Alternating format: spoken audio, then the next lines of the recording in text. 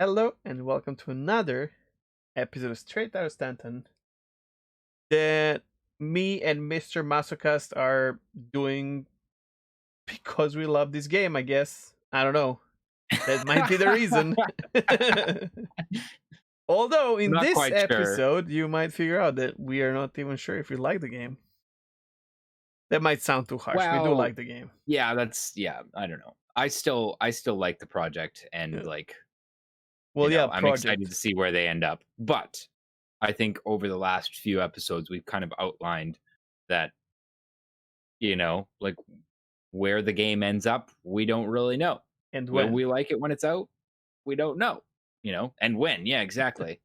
And I Are think I think that's I think that's healthy personally, instead of just being diehard like, I'm going to love this game and setting yourself up for disappointment if it doesn't meet your expectations, to just acknowledge that you don't know where it's going to end up, and temper your expectations accordingly. Yeah, but You I know. mean, you either get taken, by the game or you don't. No, And and I I would say we're was. taken by the project, but Yeah. the game as it stands right now But that relationship proves something to be definitely is desired. diminishing slowly, I have to say. It's Hmm. happening. Now, it might reignite again, I'm not saying. But it's a Yeah. rough period for Star Citizen. I know it's brutally Yeah. disgusting to say something like that, especially when you're doing like No, it's not. I think it's podcasts about honest. it, I think but that's it's honest, yeah. yeah, I think it's important to be honest. Which, if you stay long enough, that's basically our topic today. We'll get to that later. Um, Yesterday, actually, Masukas was guest on Mr. Paul Shelley's Captain's Table with Mhm. it was three of you guys, right? It was Dog Demon, who I've never Dog seen Demon, yeah. before. Super Yeah, cool me guy. either.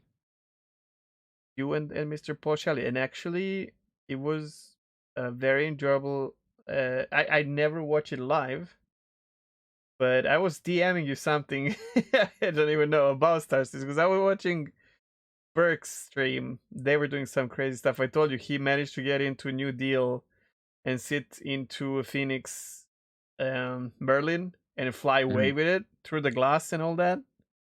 And Wait, then, yeah, wait, what? yeah, So in 313.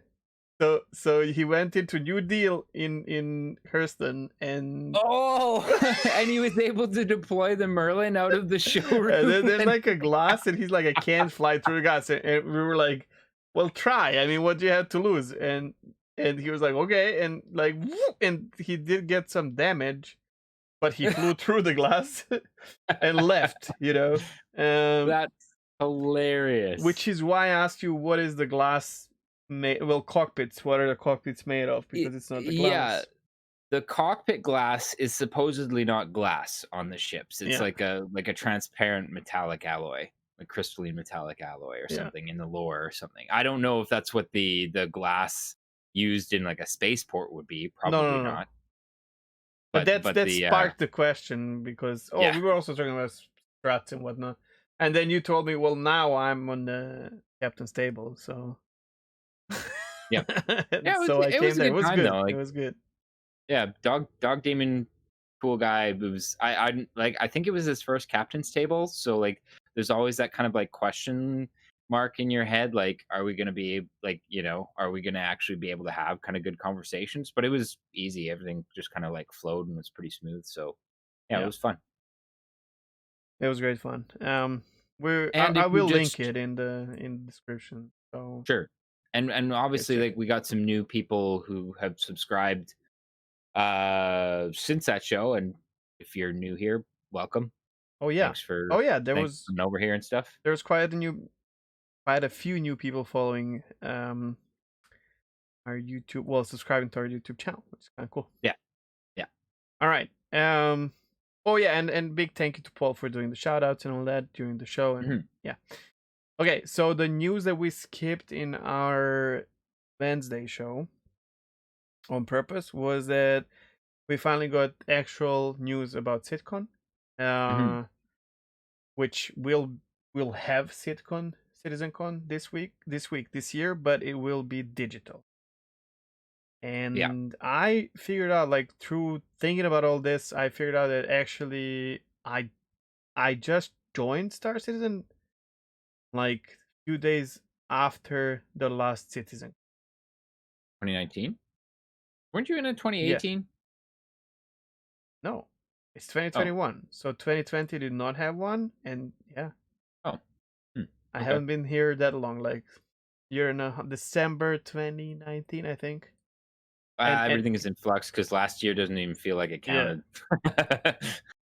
so basically this will be my first CitizenCon, and I'm curious about how they will go. But what is your take? Well, actually, this was one of the topics of Captain's Table yesterday. So if you haven't for some reason watched that, go do that. But yeah, I don't know. Like I think honestly, I think like for the most part, the bulk of CitizenCon is already set up pretty well to be digital.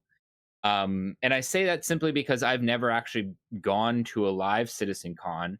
I've always just kind of like watched it at home, but I've always like being able to watch the different panels and stuff like that they do has still made me feel like I was a part of CitizenCon. So even though I've never actually been to a CitizenCon, I still enjoy them even from a digital perspective. So I kind of expect this one to be pretty similar to what I've experienced in previous years, just kind of watching digitally, and that's that they will have a kind of keynote thing where Chris Roberts does a spiel and they show off some chunk of like future gameplay or well, as last year or 2019 Mm. anyways was not really gameplay. It's more of a kind of a like an imagined mission on rails with no actual game mechanics, but um still was I don't know. It's No, I something can't new. really say anything nice. It is something new, but honestly, I can't say anything nice about it. I thought Well, yeah. 2019's was a letdown. But back The then, one when you but saw it, were you feeling that way as well, or I mean that? yes, yeah. Yeah, okay. Yeah, 100%. I was just Because like, I "Oh my haven't. god, this is Yeah. so cringe. Please just get to the panels." But let's just like Um, first like the fact that we're not having a physical thing. The way I feel about this is, if you watch any sports, you know that. Let's take this. We just had an amazing Formula One race in Italy today, and I watch it through the browser with F1 TV and whatnot. I can watch any onboard. I have experts talking about it, explaining what's happening. I can see the scoreboard constantly, the numbers with it. So it's definitely more um, resourceful experience to watch from home. However, right. the fact that there are no fans on the stands makes it less of a Mm. spectacle, right? And Yeah. therefore, I'm probably a person who would rather be, like I would want to see it once, like I did in Formula One, and I Mhm. never want to go back to that. I mean, I do because of the sound and whatnot, but like I'd rather go like practice or quali, and then I'd sit back in my chair and watch it from, because you can actually, right? You can actually Yeah. intake everything at your own Yeah, yeah, pace, yeah. kind of, right? Yeah. You are right though, like, like the fans in the stands kind of thing does actually like, that probably is gonna make a difference. I mean, that's Mm, part of the fun about the Star Citizen keynote event address is that you people hear the react, right? crowd, you see the crowd, Yeah. like, you see people reacting, even in the panels. Like, for example, like, the 2019 panel with Tony Z, like, it was a panel where he was demoing the Quanta system, and part of the fun there was like how the crowd was reacting to it, Yeah. up to the point where literally the stage managers tried to basically cut him short, like telling him to hurry up because and he basically was like heard it, looked at them, and then looked at the crowd and was like, I don't know, what do you guys think? And everybody was like, no, like, and it was part of it, right? Like Here's so the that you're right. That is something that will be missing There's from another this year's part con. of it I will be missing for sure, and that crowd that is there and interacts with the developers, that certainly gives them, wind in their wings and whatnot. Like it Yeah. empowers the idea of working on a project that matters, Mhm. and they will not get that feedback. Like they will get feedback from us for sure. Yeah, Um, but yeah, yeah, that's something they're gonna be missing 100%, especially probably newer developers who have not experienced that something is like true. that before. So that's a Yeah, shame, that but that's the world that we live in right now. So yeah. I mean, I'll still take it over no Citizen Con yes, because I agree. frankly, like the reason I watch it primarily, the reason I tune into Citizen Con at all is for those panels. Like that's where you get to see, the cool shit that they're working on long term, and they demo it, like with where they are right now, where they're planning to go, and like man, like yeah, like it's so good one at like making you feel kind of like hyped up about stuff, but it's also really cool because it really gives you an idea about where they're trying to take things, Yeah. kind of long term, and And I and think it's very, very much needed right now because there's a huge yeah, drought, right? As we said, and even we feel like I don't really feel like playing a game for some time, unfortunately. And so, what this will do, obviously, it will spark the imagination of people to come back and play a little bit with like the idea of what's coming, and but also the content creators will have so much to digest in future months, and like we're gonna have these yeah. Well, that's yeah, and that's uh, exactly it, right? Like, which is what you keeps know, it interesting. I well, always say it's so much more fun to talk about Star Citizen than to actually play it sometimes. yeah, yeah, that's And 100% this true. adds. Um, but yeah, exactly kind of what you touched on there with how you watch, you were saying like you watch F1 and then like sometimes you'll go back through it or whatever and like do something a little bit or like Oh watch something yeah. in more in depth. It's the same thing with CitizenCon, right? Like I watch all the panels live, but then I will go back and I'll Oh, go and I'll 100%. find the YouTube videos and I'll watch them over again. Like the Tony Z panel I watched like 3 times, I think. Yeah. Um, but there's also like I'm glad that there's that too because when they are doing it live, um, like for example, they usually have 2 different stages. And there's occasionally you get that situation where it's like you want to watch what's on both stages, but you can't. So you Yeah. have to kind of go back and watch the videos afterwards to see what you missed. That's okay. I'm not gonna watch So any of that. I want to watch Newbie Fire's 7-minute video this time about everything. And Jared's bitching about it, probably. I'm yeah, kidding. I'm kidding. watch that too. But I'm looking forward to the CitizenCon 100%. My first yeah, CitizenCon. So yeah. All right. yeah, That's that. So this week we didn't have much news, as you guys know already. We don't have mhm, yeah.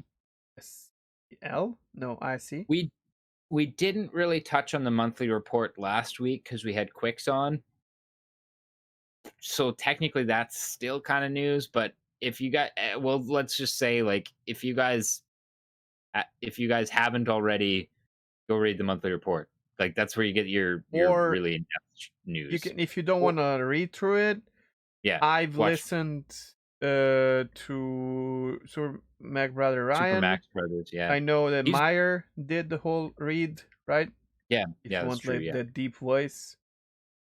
Um, I still think Super Mac Brothers is probably my favorite summaries. Like for these long summers for sure. for Yeah. these long summaries. Yeah, yeah. Sometimes he can dream a lot, but like for Oh these yeah, sure. factual things, he's really good. So could we, bud. We have an Of entire course. section called Yeah, yeah, yeah. Imagination.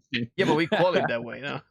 Yeah, yeah, yeah. Super McBride. I mean, I kudos to that guy. Like he's trying to compete with the potato. I mean avocado. Yeah. I mean, all right, that's rough. No, it's a potato. He's a potato. He He says is. so. There is an emote of him being like his face inside the avocado. It fits. Yeah. Yeah, we were talking about board gamer, but yeah, Mhm. that's. I mean, I wouldn't want to go against that guy. Not because he's a bad guy or anything, just because like he can. I don't know. He pukes content. I don't even know how these guys do it. Yeah. Well, Uh, I mean, he does it full time, so, yeah, yeah, yeah. and he's got an editor now too to help with that, but anyways, yes, if you want to get info on the monthly report and the roadmap roundup, we're not going to cover that right now Yeah. because Okay. There's I don't know, reasons. like There's a it's lot. a couple weeks ago. Yeah. Yeah, there's a lot. There is news, but it's not necessarily from this week. This week, though, yeah, we did have SCL with the Saudi team. Yes. We don't have IC. I think next week is the last week of the drought. Right? The week after we are gonna get it again. Oh, I thought And this next upcoming week we did get it, or is it the week after? because it's 3 weeks I after the last one, which was Okay. 404. Oh, right. Okay. Yeah. Okay. And so we had SEL, which was sound team. Wait. That was April. So we should be getting ISC this next week. Oh, 'Cause this maybe would you're be right. week Maybe you're 4. right. This Maybe would be you're week right. 4. Yeah. Okay. Well, I hope Cross so fingers. because Yeah. IC is what I like to. Well, I really enjoy that. Yeah. Um, SCL was pretty good this week it though. was good. It was one of those that you're like, I don't know, it's sound, and it's funny because we all really enjoy sound, and even like either we know it. Like I really am always looking forward to like trying to hear little things, especially like Mhm, engines or mhm. whatever Atmo entrances or and we know that Star Citizen, well, CIG sound team is absolutely amazing, right? Like, Last gossip we did, yeah, we had those like flyover videos. holy Oh shit, my dude, and god. the whistle and all that, like it just. Yeah. I would say it's out of this world, but it's actually not. It's so Yeah. in this world that it's scary how good it is. Yeah. Um, but still, you look at it like an Yeah. hour of chit chat with like sounds team, whatever. Yeah. But it That's actually exactly my was. response. But it actually was okay. No, it Um, was really good. Yeah. yeah. Yeah. So definitely check it out. We will pick few things out of it, but not everything. If you have an hour of your time, you should check it out. There's not much coming out from Star Citizen now, anyway. So why not, Mhm. listen to Well, it? well, that's the thing. Like, I at first when I saw that, I was like, ah, well, how interesting is this actually going to be? But like, as I watched it, I realized, it's not just like, oh, here's how we made this sound effect and this Yeah. sound effect. It's like it touched on a lot of stuff, like day to day gameplay stuff. Yes. The first note that you have here is like in-game voice attack. That's something Yeah. that they are actively working on. So like, being able to use the VoIP system to recognize ship commands and stuff like that. So basically, a lot of players are using voice attack as a third party option. Mhm. It's like $5. You pay Yeah. once and that's it. And that system is working quite okay because it's using your Windows speech recognition, so you have to train it a little bit. Mhm. But it's very useful, especially if you're playing with joysticks and whatnot. You turn on your engines or you lock target and then send the missile. It's just more engaging and more not even engaging. It's more immersive kind of. And I've had multiple people watching my stream when I use voice attacks that they start playing the game because of that, or they're like, "Oh, you can Mhm. do that? Can you explain how?" And then I would give them my log and whatnot. Mhm. Implementing this into the game, I just hope it will work at least as good. Yeah, Because yeah, I do too. The salty part of me goes, and this is something we'll talk about. I guess we could just talk about it next, actually. we can. Uh, The VoIP just improvements. like, yeah, well, exactly that, right? Like, how many times have we seen a game try to roll a VoIP system into their game and get people to use it? And how many times has that failed because it ends up being not as good as a third party option? Yeah, And that is kind of my worry about, well, specifically this, like the in-game voice attack, right? Like, on paper it's is a it great going to idea, be right? on paper it's a great idea, but how frequently do games try to do this, and how frequently does it end up not being as good as a third party option? And that's kind of like one of our other points we have down here, is that one of the things they touched on in this SCL was that they've completed a bunch of VoIP fixes and VoIP improvements.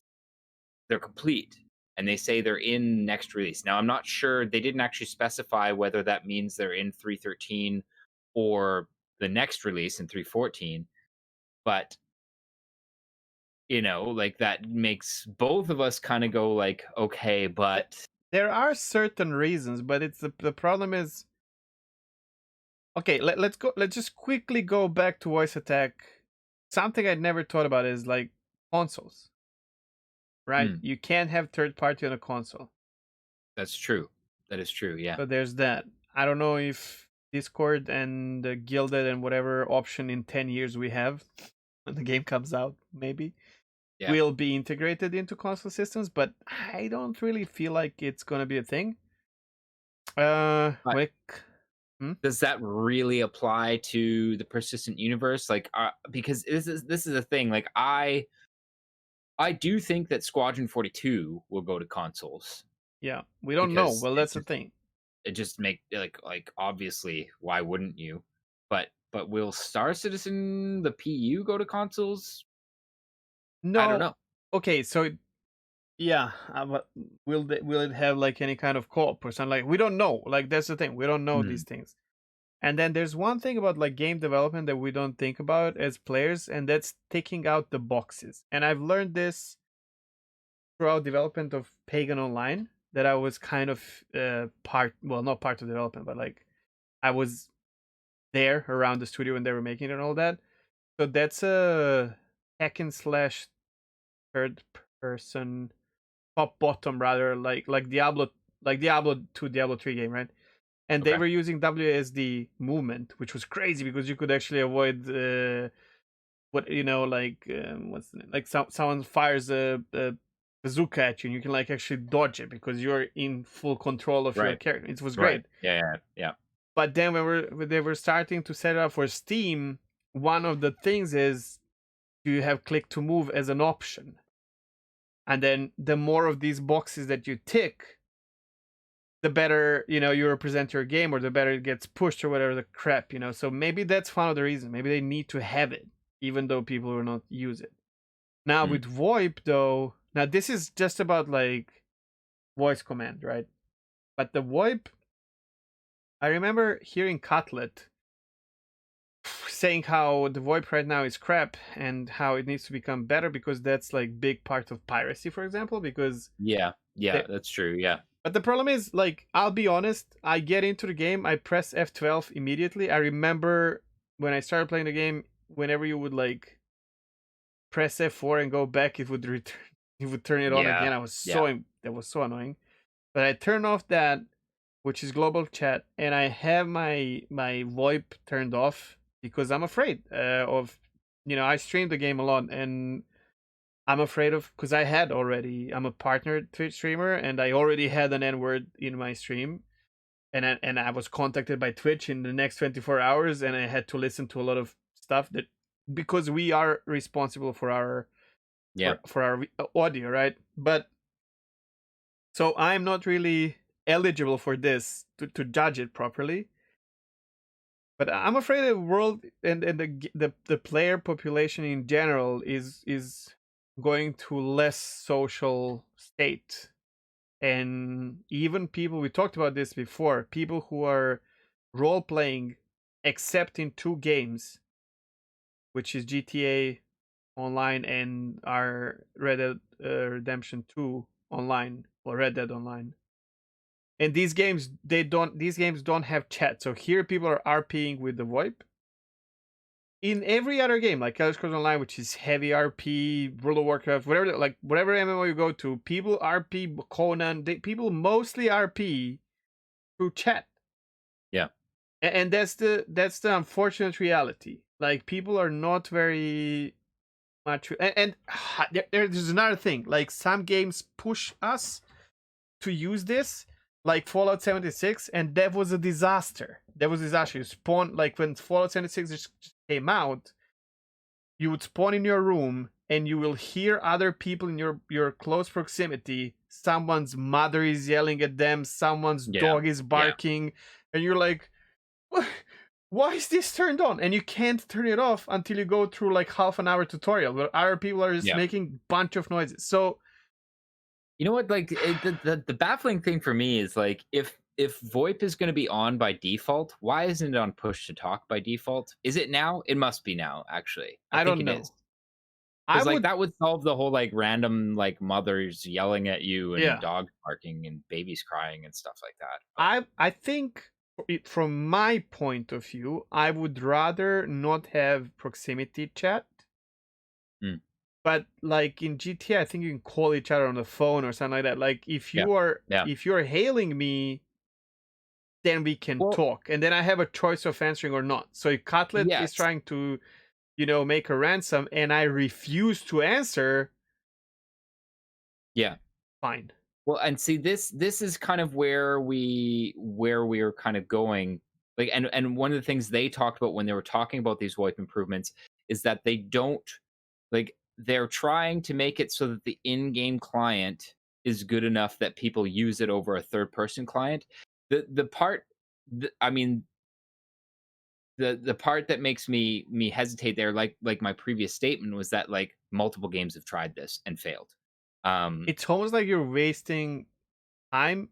I rarely say this, yes. but See, for this certain thing, I almost feel like you're wasting time and resources for on something that doing something that repeatedly fails in other because games. people don't need it. But see, here's the thing. If they allow you the customization you're talking about, I can see it being more widely used. Like, for example, if you're able to turn off proximity chat, but being able to like have the option to accept calls, for example, like if they have those sorts of options so that people can make it fit their game style better, I could see that, being more widely used, but it does really I mean, I'm Yeah, but jury's still out on this one, man, if like you have proximity chat and it's like your choice of do you enable it or not, then the other person might try to interact with you. Hey, Maso, do you need this? And Maso is ignoring me. Is he not hearing? Are his headphones off? Is mhm, he ignoring me? You know what I mean? Am I, I don't know. I don't know. Now, if you call me and it pops up on my screen, and I'm like, I have to answer your call. So then we know if we have an interaction or not. I don't know, man. It's just like the proximity chat. I mean, there are more games that push you into it, but these are mostly console friendly games, like yeah, Sea of yeah, Thieves. yeah. You can use proximity because you don't have chat. Call Like of now you Duty, have it in the Battlefield, etc., etc. yeah. Um, like I'm okay with that. I'm okay with prox chat being there. Like I'll probably play with it on, unless I don't feel like. But like, but again, like I just want the ability to control, you know, when I'm hearing it, when I'm transmitting, those sorts of You things. can. I mean, you can set all up now. Yeah. Okay. Oh, is that actually see? Yeah, like it's been broken for so many patches. I don't even look at it Well, there was a anymore. patch where if you use group chat, like group voice chat, it crashes the game. Yeah. Yeah. Exactly. That's why, like, for the So most part, I haven't even bothered with VoIP. But again, like, I mean, that does kind of make me go, like, are they like you said, are they wasting money and dev time on something on a model that has failed more often than it's worked? I don't think it ever I don't works, know. to be honest. Well, I mean, not in a game I will say, like, not in a game I played, but I'm sure there are probably titles out there. Dude, Well, like you Overwatch said, brought it in, and then people started like talking trash to female players, yeah, girls, yeah, and then they had to tone it out or whatever the fuck. Like that brought a lot of drama, and I mean, it's just like being pushed into it is really rough. yeah. Well, that's the thing. I don't And then, want to be and then you pushed you have to into it. understand it. Yeah, but then are they building a game around prox chat? Because that's so important. If they expect us to Yeah, hear each other, then they're building a game so that we can hear each other around, But if they're not, then is it chat or instant messaging or whatever the fuck. Blah. yeah. I actually don't know. I wasn't able to really get that from this SCL as to whether or not they're like No, no, building it around it. But it's not hard to I mean, I understand. suppose they aren't because, like you said, there is a text chat system, There, which yeah. which does actually kind of I don't know. At least there's that because like even if you have prox chat off, it's like possible to just fire a message to like you said, are my headphones off? Am I ignoring you or whatever? Like, well, my next step there, if somebody isn't responding by prox chat, is going to be a direct message. Yeah. Like, and then Well, from yeah, but there, it if might be we have too the late for option some to situations, right? Where you could send some message immediately situations, or yeah, call immediately instead of trying to. yeah. It is what it is. I mean, let's see how it goes. Maybe they make maybe we all start to, I don't know. I don't know, you know? I mean, I hope so, but I'm not holding my breath. I don't, to be honest, I I've don't had even some care, good but interactions with VoIP in the sure. game when it's been working, but also I don't know, like I said, I mean, I feel like the last 15 years are littered with games that have tried and failed to lure people off of their third-party voice programs because In they're any never as game. good as a third-party program. Yeah, because the third party program is only focusing on that. So. Yeah. What? Um. All right. There was a bunch more in there that was cool though. Yeah. Yeah. Well. Like one of the things I thought was awesome was they talked about Crusader Wars, and one of the things we talked about, I think it was on a science section way back where we talked about like gas giants and stuff like that. And one of the things I said was like, man, Orison's gonna be windy, like Yeah. if they're doing it right. Cause like in the upper sections of those gas giants, like the wind velocities are huge. There's no geographical kind of like boundaries or anything that kind of interrupt those big jet streams. And that's one of the things they actually touched on that they're working on for Orison is just like, you know, like the wind is like a big feature in Crusader and Orison, which I think is cool. I'm glad to hear that. But I kind of feel The like other they're gonna have that like wind will be almost music, very subtle, and you mm, will feel it being part of the atmosphere. But they go with that Japanese Zen garden idea, right? And purple colors, cherry well, blossoms, but they wind said it'll sounds. depend on where you are, right? Like if you're on like a in an industrial area, it'll just be like howling wind.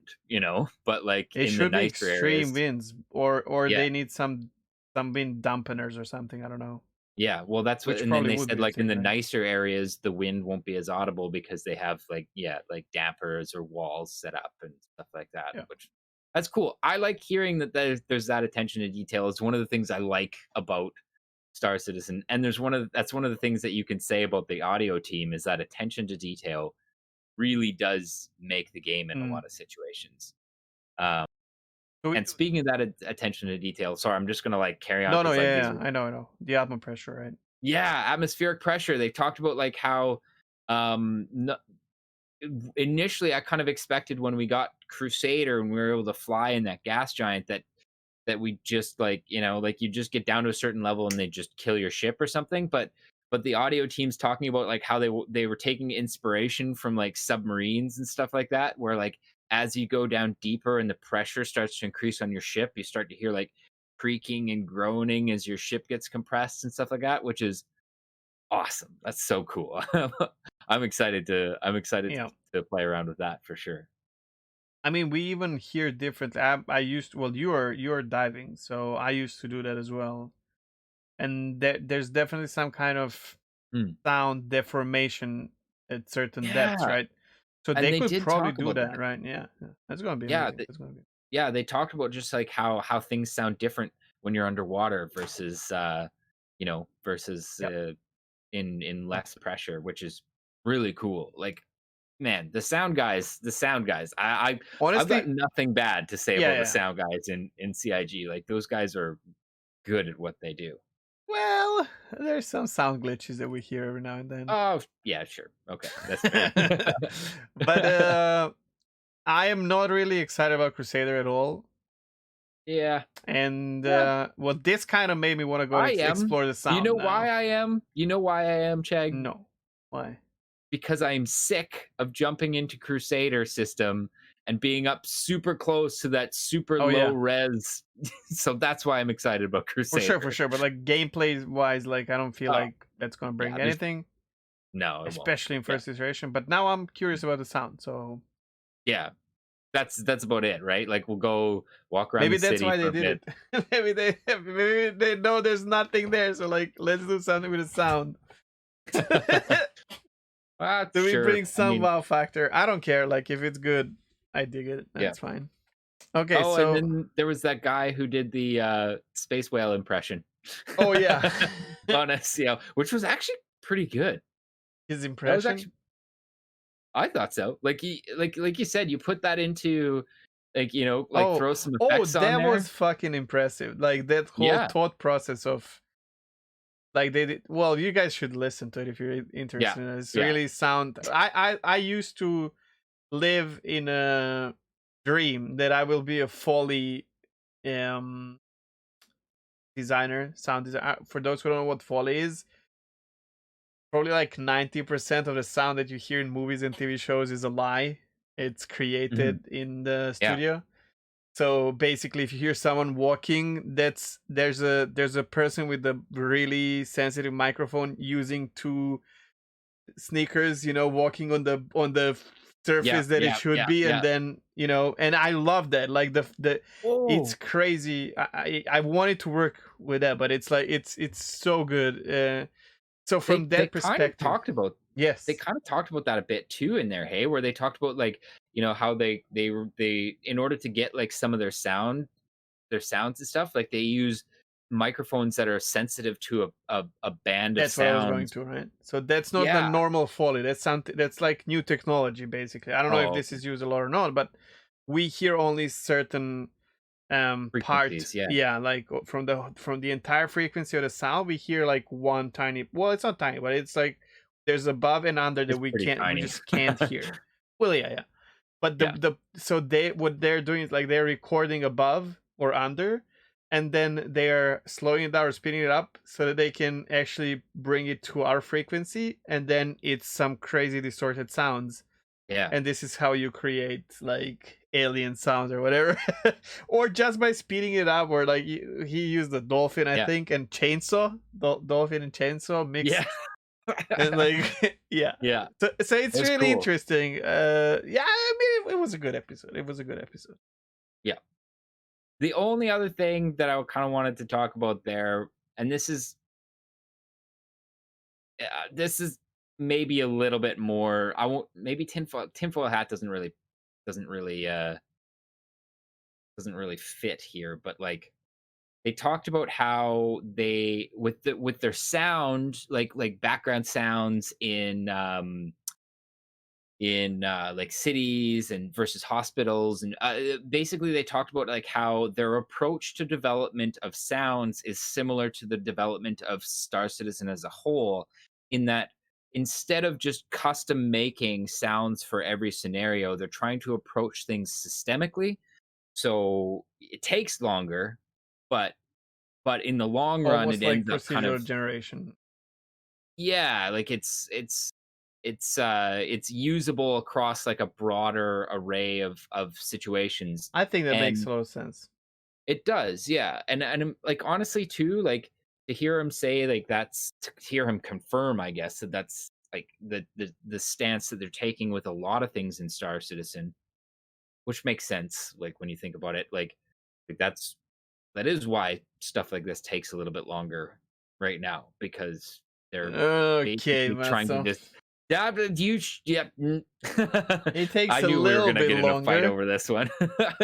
But like but if you are taking how more of a much longer? yeah, well, I mean that remains to be seen. And I mean we've both kind of said we don't have infinite patience. Even me, Yeah. crazy person who's been here since like, 2014 and following since Inception. 2012. Yeah. But but I think there is some legitimacy to that, right? Like if you are building things to uh be systemic, yeah, it might take longer, but the idea is to kind of like make things a little bit quicker or more versatile in the long run, which is an interesting way to kind of look at it Sure. anyway. I mean, the hospital Okay. is sound the same in any system, right? You just have Oh, to sure. add a little bit of it. Yeah. It makes sense to be like that, right? Yeah. Or a Anyways, landing that's zone or whatever. Yeah. okay, that's SCL. That's all I really want. There was a surprising amount that I wanted to talk about Yeah. in that actually. But Especially yeah. thing of it's just a sound. but Yeah. it's good. Yeah. There's one more thing that we will add to the news, and that is we mentioned Cameron Mm, every now and then. He is a crazy guy who does tests. Uh, yeah. I don't know, man. Like this guy, Like they the should most hire in him. depth, I'm the not most even in kidding. depth mechanic testing. Yeah. He's up there with Subliminal, I think, as far as Oh, like I think he's ahead because just he's how in actually depth they digging go. for the bugs. Yeah. And Yeah. That's true. Yeah. so basically, um, there was a big issue in PTU where if you fly too fast, your new SDF shield will lag behind the ship. Hmm. There will be a desync. You might even lose it if I'm not wrong. You would be flying naked, literally. I mean, strong winds in in what's the name, Crusader, and and so they said they fixed it, right? Yeah. So before this bug, Cameron tested the shields, and they proved to be almost perfect. There was like 1.6 hit through the shield with Yeah. the, A little bit of but damage that's bleed like through. almost not. Even he was like, Yeah. "That's it's okay. It's not that big of a deal." So what they did, they announced that they fixed the desync with the shields, and then he found another guy like really kudos for how much he invests to do this, and Yeah. he brought another guy, and he was flying Andromeda 200 kilometers per hour per second meters per second, sorry, and then 400 meters per second, and these two, like, there was no, the other guy was flying with the Gladius or something trying to hit him with the laser repeaters. There was no damage, no shield holes. At 600 the shit starts happening. Mm. At 800 and higher, like, they are, it's definitely going through. It's not crazy, the shield definitely goes with you, but you definitely get damage, like, is, there's like a shield horror or whatever, like, I don't know. So I, I'm gonna say something. Oh, sorry. Did you? Do you no, want no, to? no, no, go for it. Okay. Part of me wants them to not fix that. um, why? You know how? Because okay, so they've been trying to slow people down to get people into SCM. To stick into SCM speeds and stuff like that when they're in combat. If No, you make if you that sh- happen on if purpose, like, don't, because this could be also server yeah, dissing but or something. oh, it probably is. But like, if they have mentioned before that one of the things they thought of doing for penalties for people who are going over SCM was to reduce your shield regeneration or something like that. Yeah. Well, that's pretty much like, like if your shields fall off after a certain speed, Oh, come on. guess what? People aren't gonna go fast in combat. No, come on. It's literally like your component is like somewhere behind. No. It I literally know, your but that's what I'm shell is saying. away. It's like turtle going too fast, and then the fucking shell stays I behind. know, but it would work. It would work to keep combat slow. You know what? Now that you mentioned that, uh, what happened with what's the name? The ED thing with like three different power management system. What's the name? We were all talking about it, and no Oh, one mentions it anymore. capacitors, Capacity. What happened with capacitors. that? Is it coming or not? Yeah, no, it's coming, but it's like, I think Did they move I it have to or check what? again. No, it was 314 was I think supposed to be the first iteration, and that I think was only going to be shield capacitors. Weapon capacitors were going to come later. Uh, I wouldn't be if I surprised remember if shield capacitors gets delayed because of this whole issue with with the SDF shield tech. yeah. Depends on if they're the same people working on it, which I don't know if they are. I don't know. The capacitor gameplay is under the vehicle tech team. I'm not sure where Yeah, but where they have SDF to be shield was. connected in a way, like, Um, because I mean this is shield performance, not design. It's not like yeah, but shield capacitors, all that it's power, right? should in theory affect is regen. I know, but if your shield is not working, you know, if it's not following the ship, how do you? I don't know. All I'm saying is I wouldn't be God knows. surprised if that delays it. If that's the reason for some kind of delay for the capacitor, I fear Maybe capacitors so if much. it is if it's the same team, then Oh, they've changed it. All capacitors are supposed to finish work for mid-June. Okay. Uh, I'm so afraid of that. Like, we'll see how that goes, but I think it will be. I don't know. I'm afraid. I'm afraid I'm not gonna like it. I'm afraid it's gonna come out and oh, work as yeah. intended, and that I will not enjoy it at all, and that would be Yeah, a big I bummer. think that's probable. I think that's probable I know. because that's literally how everything happens in Star Citizen. It comes out, it's usually not very good, and then it gets tweaked or it Oh, gets but what I'm scrapped, afraid depending it on how bad works it as is. intended, and I don't like it. That's what I'm afraid of. Hmm. But If hmm? you played you played ED, and Yeah, and as I don't far as like I'm it. aware, yeah. Okay, well then you're probably not going to I like mean, I don't like it. that part of it. I don't. And you have it in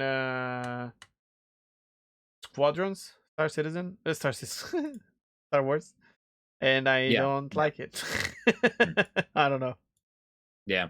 See, I'm used to it because, like, literally, I grew up like Star Wars Squadrons is literally Tie Fighter Yeah, with, you know, with newer it's gameplay and scary flashier how graphics. many things that are connected to Star Wars are in Star Citizen, and if you're Well, but not a Star Citizen fan, then Wing it Commander came sucks. before that, and Wing Commander had these like so Yeah, technically CR. I don't know. Maybe he these even invented it. appeared earlier than that. But like, Mm, I'm just saying, like this concept has been around in CR games for like 40 sure. years, or 30 years, anyways. Okay, But yeah, that's news. That's it. Um, is this a record? I think it's probably a record. Was this yeah, like an might be. hour? No, less. 46 minutes. Yeah, that's some sort of record for us. Yeah, but then guess what? Next few weeks we'll probably, we're gonna get content, so it's gonna be a bit different. Alrighty. Yeah. So what did we do in the game? Well, I don't think you played the game at all. I tried to push myself to play, and today I've discovered a new bug where I was. Oh, I had two. Like I got Pisces do delivery missions, even though they're worthless because I fucking want to play delivery missions. And whenever I would get out of the Pisces, I would be blown away on my face, like from the engines, or and I turn off the engines all the time. So I would open the back door and I would like face plant, and I'm like, okay. So there's That's that, funny. and No, then hmm? I'm waiting for live, No, basically. I'm I'm playing on live. I'm not playing PTU. Yeah, yeah, yeah. But I mean that like that's the Oh yeah, 313 13. live. Yeah, I'll yeah, jump in yeah. and play some, but Sure. until that happens, I don't know. I'm not really Uh, yeah. the other bug, I think I showed you the print screen of it, is like I Yeah. I, I delivered the box to L1, and I went back to the elevator and pressed to go to hangers and pads and hangers or whatever, and the fucking little console from like where the keys are disappeared. It was just green, and my elevator stopped there. I thought it's maybe 30K or something, but no. After 5 minutes, I held backspace and had to do it again. God damn it. Okay, but like it was not. Yeah, it was. Yeah, it That's just interesting. yeah I haven't seen the elevator panels break like disappear, that, right? but You can see it's in Discord. I've sent you yeah, a yeah, I saw it. but Yeah. I do, it's really strange. I've never seen it before. yeah. I mean, it's not But game yeah. breaking. You Sudoku go back, again. Yeah. But apart from But that, I've committed a crime.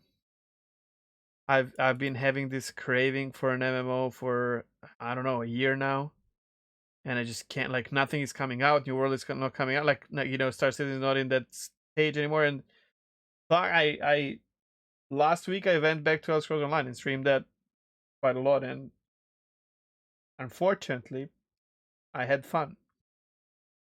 It just I don't know. Why is that a crime? Have fun in a game. Like it's even it's even just if that I know that I don't really enjoy Elder Scrolls Online. It's just that feel of streaming an MMO, and it's so different than streaming anything else because I can stop Hmm. in the middle of the city and Yeah, talk to the yeah, chat and yeah, not worry about it because I'm there in the world. I exist there, yeah, and I'm yeah. communicating with other people who exist there, and it just it's such a soothing experience for me. I just love streaming MMOs. Hmm. And I know the only reason I get back to Elder Scrolls Online is because I know quite a lot of community there, streamers and viewers and players and Mhm. everything. World of Warcraft, I'm not playing anymore, but even though that's a really disgusting streaming experience, and I can't enjoy Final Fantasy because Anime, and you I'm hate not a anime. weeb. What can I say? And yeah, there's not like Eve. You have to be a masochist to stream Eve Online, obviously. Like it's like you put a target on your head, like it's Yeah. No ridiculous. thanks. Nope. Yeah. But yeah, I so mean, I there's that. guess yeah, I did yeah, You I were in didn't Valheim. yeah, I played some Valheim.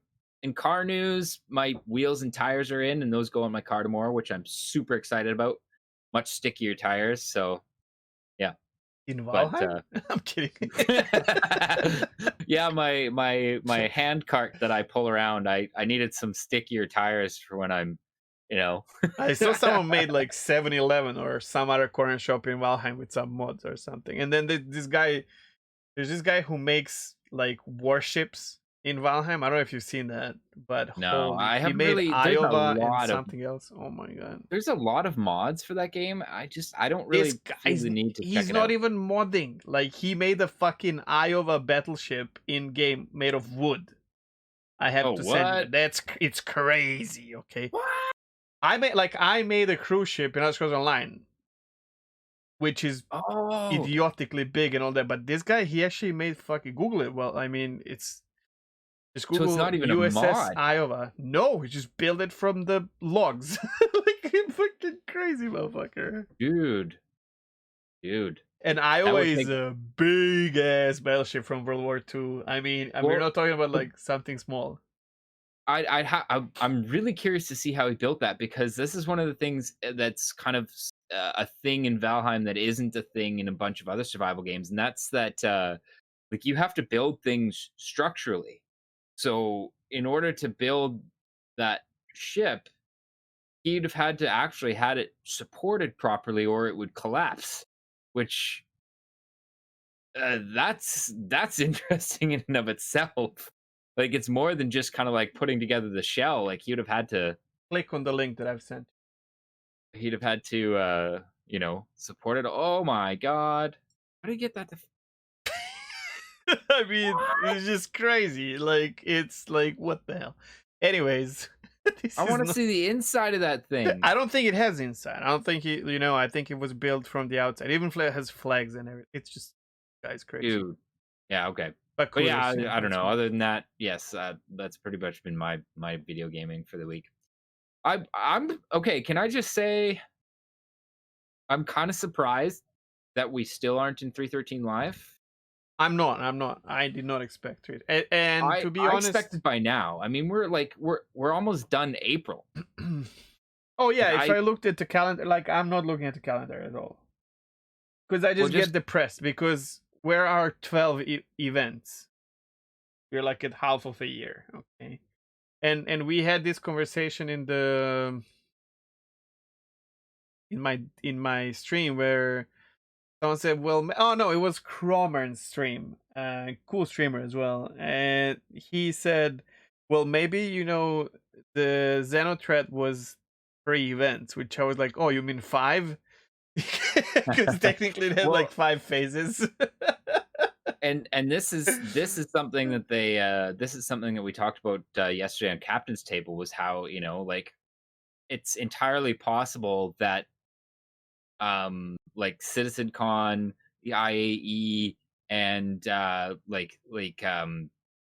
Fleet Week, Mhm. like that those are probably included in the 12 events. So that's 3 right there. 4 if you include CitizenCon, I I guess. really hope that Um if they're like events, because they start talking about like new type of the events, and that's when they said we're getting stuff in the game because we had these things in game before when like Idris flies around. I don't care about mhm. that. And then the other thing that we kind of like talked about a bit was like was like it's possible that some of those events aren't going to be big like Xenothreat. They're going to be smaller ones like the Vanduul Mask event or something like that. You know. Whatever Um, is engaging player base, even if I'm not part of it. Like Vandal mask, I didn't do. I didn't care about it because the mask is disgusting. But mhm. but I accept it as a successful event. You know what I mean? Yeah, Like I yeah, don't because need people necessarily like to that. enjoy it, but it's there and it's something that's Totally. happening. Yeah, Xenothread for me was amazing. You know what I mean? But yeah, bought the PvP drama, the everything, like the whole package. I yeah, just loved it. You know, like the mask yeah, event as well. I mean, amazing. Conga lines, regular stuff, drama around it. I didn't do it, I didn't care about it, but hey, yeah. something was happening. It So was something. Yeah, yeah, yeah. so I expect 7 to 12 of these events, and we are in Pretty much May. Pretty May. much May. Let's just say Yeah, May. Yeah. so it's not looking bright. I don't know. Well, that's where I think if they're going to do something like that, we'll just like the only other big one I think will probably be that Nine Tails lockdown, and the other ones will be just like I don't know some smaller version of There were some speculations about the Ninetales being like a repeatable one where it happens in mhm. different areas, and maybe that's how they're gonna like count it as multiple, which possibly is okay. I don't know. I have to see what it is to judge Yeah, it, but like if it's just like five ships showing in PO and the next time showing in I don't know some other yeah, place, then I don't know if that's what I want. yeah. Wow, yeah. In the end, it's not about what I want, but you know what I mean. But at any rate, yeah, I mean, I expressed my skepticism yesterday as well that like, that like we're in mid-April, almost May, and we've had one event this year. Like, where are the other ones? You know? But yeah, I think it probably just will be like smaller ones if So we get them at all. maybe they count like Chinese New Year, Lunar New Year. Sorry. Mhm. You know what was an interesting perspective, speaking of events that I hadn't heard before was Dog Demon was saying that like there were times he'd jump into a server to try to do Xenothreat and everybody was bored of it. Nobody was doing it. Oh And yeah, I was well, like, it's happening. huh, I was like playing a lot. I would jump servers. Yeah, but there were like like that four kind of of goes us trying counter to to do. what we were saying a Doesn't few matter episodes because back. yes, but it's there. It exists. Right. So So it's something that people now can I do. bet you now people would kill for an event like that because there's nothing Yeah. to do, right? So that's the Well, thing. and on that note, like I hope Nine Tails Lockdown is something that they can just let it run, like just keep it in, just have it something that moves around, something that just run, because then, like you said, I mean, at least it's something, right? At least it's something that people can be doing, you know, and it's not so story and event driven, at least from what we've heard. So, even from like a lore perspective, it's not like something that has to go through three phases and then end. Like it's something they could just let it go. Yeah, I agree. But But then I guess I I came to a conclusion with this. Oh man, I never we see this is something I wanted to talk about and I forgot. Well, here it is. Even though it's not on schedule, but here it is. We talk about as a matter of fact, almost to a point where I would like this to be a topic now, but it's okay. So okay, well, do like a Cliff Notes version, and then we'll see if if so we want to save it for another we episode. we want a lot of communities crying about something like Jumptown, right? Where a lot of people are in the same place and there's content happening and all that. Yeah, And Xenothread kind of was that, right? Like almost the entire server was there. yeah, it was a focal point. Yeah. Well, CIG cannot give us that all the time. That's what I figured No, out. Why? wait, what? Why Hmm. not? I mean, they can Yeah, technically, but yeah. why would they want that? Why would they want their 50 people on the server to be in one spot and not testing anything else? Good call. That's actually probably why they ended up splitting up Jumptown, because like They when Jumptown lost. was a thing, They lost testing anywhere else, right? that's where most of the people were. They can't test tech. They can't Yeah. new stuff. It just loses the point of us being paid QA. I mean, us paying for QAing. Wait, no, I'm kidding. Okay. Maybe it doesn't have to be a topic, but I think it's very important to bring that out. And I think I haven't heard any content creator actually saying something like this, but I was throughout listening to a lot of people crying about, well, I cry about these things as well. I want these things to happen, right? Yeah. Yeah. Crying about Jump Town. I think it was Paul. Um, okay, so Paul did a new podcast with crap. You gotta help me out. So it was him, Algarid, and Jail okay. So and what's jail. Yeah. yeah, and they're like this. It's all about lore and whatnot. I think there they mention it's great. By the way, I think you guys should definitely listen to it. We'll talk about this in Gossip. Wednesday. Yeah. Yeah, Yeah. Yeah. gossip. But I think they mentioned Jumptown, and and it just what? Well, that's exactly a reason, right? So Hmm. Hmm. what would be So nice if CIG said something like that. Hey guys, we know you like this, but here's why we cannot have it all the time. right. Or yeah. And Yes. that's all I Yes. That want. would be That's always nice. what I want. That's always what I want. Well, Just transparency. you know what? Like, and this is something that, frankly, you know what? Like, the more I talk, the more we do this show, the more I realize that I should probably actually go on Spectrum and post questions and shit like that, because like I want to know the answer to that. Why did they take Jumptown away? Why did it go? Give me an answer, But I think or it's don't answer obvious. it, which says something too. But I think You it's know, obvious. Is this okay? It's great okay, but fun this for is you guys, but but this it's is not not useful for speculating. testing, right? It's obvious to us here sitting in our armchairs, being armchair devs. But is that actually No, true? that position is taken. I'm sorry. I want to. But Yeah, it's true. Yeah, Mike, yeah, yeah. Salty Mike. Yeah, the but like that official would that would be armchair. something I'd want to hear an answer to. Yeah. But on the note of Jumptown, again, this is something that we kind of like that came up yesterday on Mhm. Captain's Table. Was like, like they could have temporary Jumptowns Well, yes. where I mean, this isn't even a new idea. Like, this is something that Mike's been talking about for, God, I don't even know how long. Where like a big rock of Quantanium, spawns somewhere, and Yep. and remains there until it's gone or whatever. And in the Yeah. meantime, basically, you have the entire server banding together to try to, You know what? Maybe that's what Ninetales is. Let's see. or one of the other events that they have planned for Well, this. they kind of hinted towards Ninetales being an event that they can like reuse Yeah. Yeah. in Well, and different that's the thing. Like situations. something like a area control or something like that is something they could reuse. Yeah. I mean, they could make one a ground based one. They could make one a space based one. They can recycle that and regurgitate that, and it would be fun, even if it is the same thing, exactly the same thing. You know what I mean? Like, yeah. Yeah, I agree. Okay, let's go to our actual topic. This one will be rough, Mm, dude. yeah.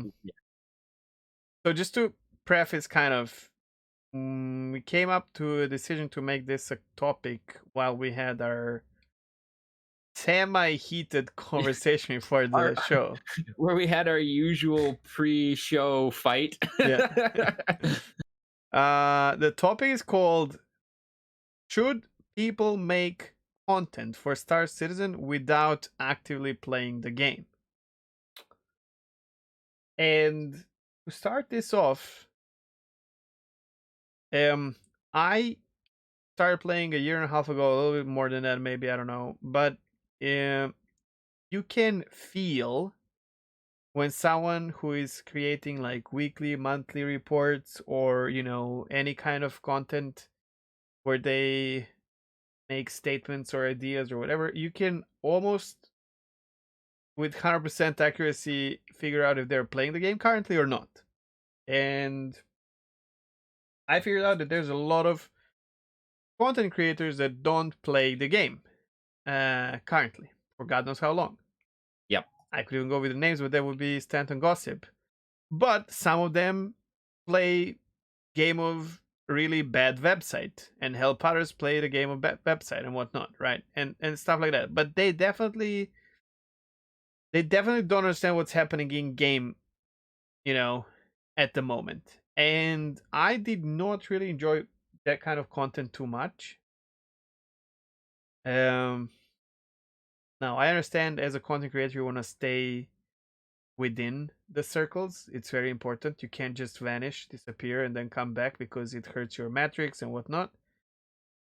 The problem is, I, I did not think this will come and happen, but the realistic situation is that neither me or you are playing the game that much anymore.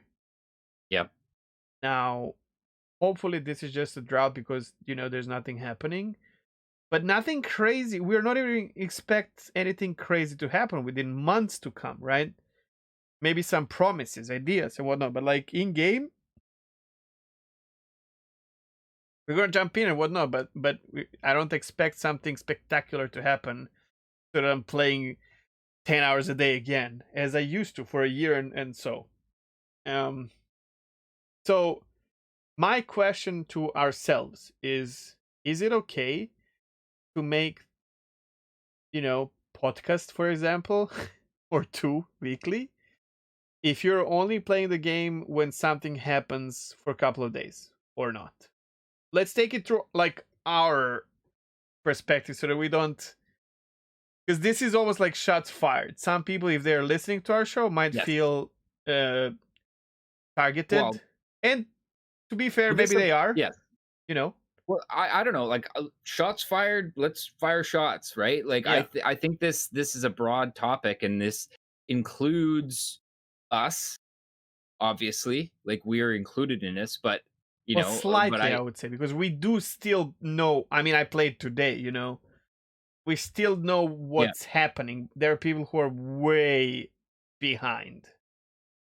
in insofar as, like, where the game is now compared to what on paper it's supposed to be. Yes. Yeah, Yeah. yes. Um, well, I don't know, like,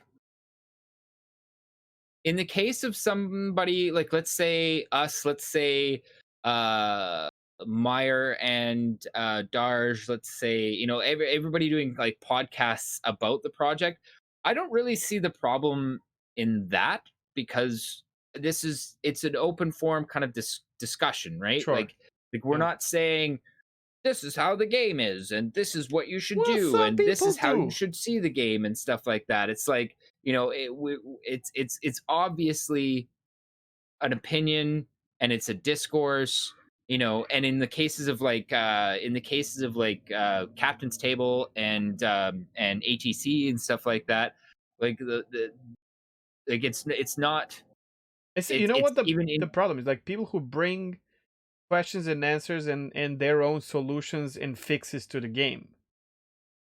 That's very common in Star Citizen, right? Where people are like, sure. "We should fix Retaliator, you motherfuckers. Don't touch it." By the way, and then they obviously don't play the game. You know what I mean?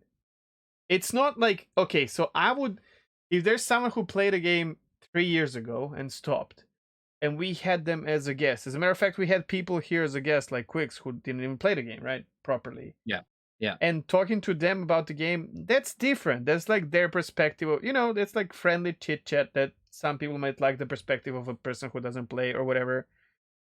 But when we touch on serious topics, sorry, yeah, like the patch notes, or why is CIG doing this, or why is CIG not doing this, and stuff like that. You know what I mean? And you're not really even playing the game to a yeah. point where it's Well, obvious. I would expand that definition a little bit too. Like, not even necessarily that, that people aren't playing or haven't played the game in years, but even if they've played it recently, how much have they played it? Like I Yeah, think that's a factor in it as well, because I could have played the game yesterday, for an hour. but for an hour, but the experience that you get playing for an hour is not going to be enough to get It's not realistic picture like of the game. to wrap your brain around like where the game is at right now. No. And you know what? Similarly, I would expand this to people like Space Tomato, like uh, um, morphologists, people who play with big groups constantly. Oh yes. That's the same thing, man. Like I don't think those people, when you're playing in those situations, are getting a Yacht Club, dude. realistic yacht club. Yeah, like they're not getting a realistic They play in view their own of bubble, right? Where they create the game. But exactly, that's right? not Like they're not what the play. And I'm not saying like I don't think either of us are saying like this is not the way to play the game or anything like sure. that. No, it's And I'm great. not saying don't do that, right? Of But like, course. but if you're gonna form an opinion You should on have the that in game mind, in its maybe. current state, that exactly Or like maybe that, state that as well. Like we kind of do that, right? Now that I think about it. yeah, Like we're like we have a section where we're like we go through news and then like we didn't really play this week and the last week, shit.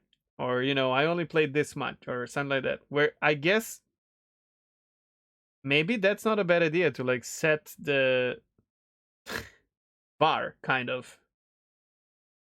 I don't know. But it's definitely true. well, Some people are playing the game that not the majority is playing at all. yeah, well, and I think like the topic here being um should people make content for Star Citizen without actively playing the game? I mean, make whatever content you want, but Of those course. content creators who are uh you know not necessarily experiencing the average player's gameplay should be aware of that and should be like upfront about it. You know what I mean? But that's Like, only if like you know that you are doing it. That's the problem. Like yes, it's true. I mean, because if there's you've the been unknown aspect, but yeah. Because if how do you're you playing a know game for something you don't years, know you don't know? yeah, but if But you like if you're playing game for like 6 years, right? And then the last year you haven't been playing the game, you still probably feel, and you're a content creator, you probably still feel like your opinion matters publicly, right? Like in your own head.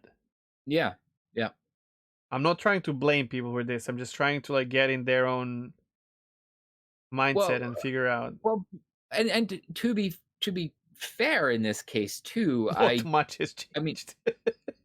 so much has changed, but also like the people who do play in those environments, I'm not necessarily even saying that the gameplay that they're experiencing is not valid, because I mean, playing in large groups, that is, like they're going to experience kind of things that a single player wouldn't necessarily as well, and like that's not necessarily wrong. In fact, it's probably good to kind of experience kind of the larger scale at the same time. But uh again, I think for me, all of this just comes down to the fact that some content creators who obviously don't play the game a lot and go out and make content saying this is how the game should be, and this is how the game's going to be, and have all these opinions about the game based on their incomplete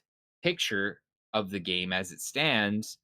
Like, those are the kinds of people that I want to see more introspection from, and that's why it irritates me, because they have a platform, and they are you know spitting out information that people are absorbing, and taking as taking them as an authority, when when these people could be off base because they're not playing. in the moment, right? Like Yeah, yeah, so they don't really that have hands-on experience.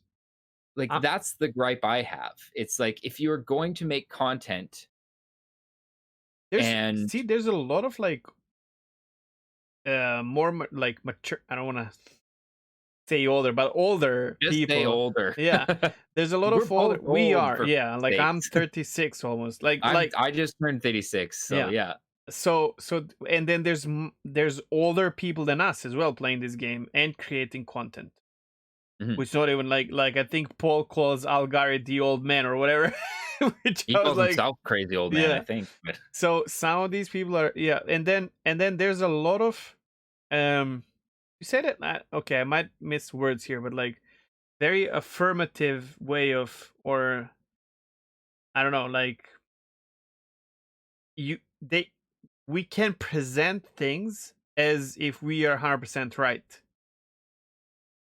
you know you know what I mean, like I can state something. So usually what I do is I would preface, I would, in my opinion, taka yes, taka yeah, taka, and in the end, if I'm not sure, I usually say, obviously I might be wrong about this, yeah. which Well, I and don't that's hear a lot. I listen to some other mhm. content creators, and they don't do this. They're like, Well, I've served in the Navy, therefore Star Citizen should do this. This is just straight out of my butt, yeah, yeah, yeah, okay? But yeah, like, sure. there's a lot of people who preface with the reason why they are right in what they're saying, which, and they might not even play the game for the last year or so, which Mhm. is really a strange combination. Like, I don't know, man. it's Well, it's it's very strange.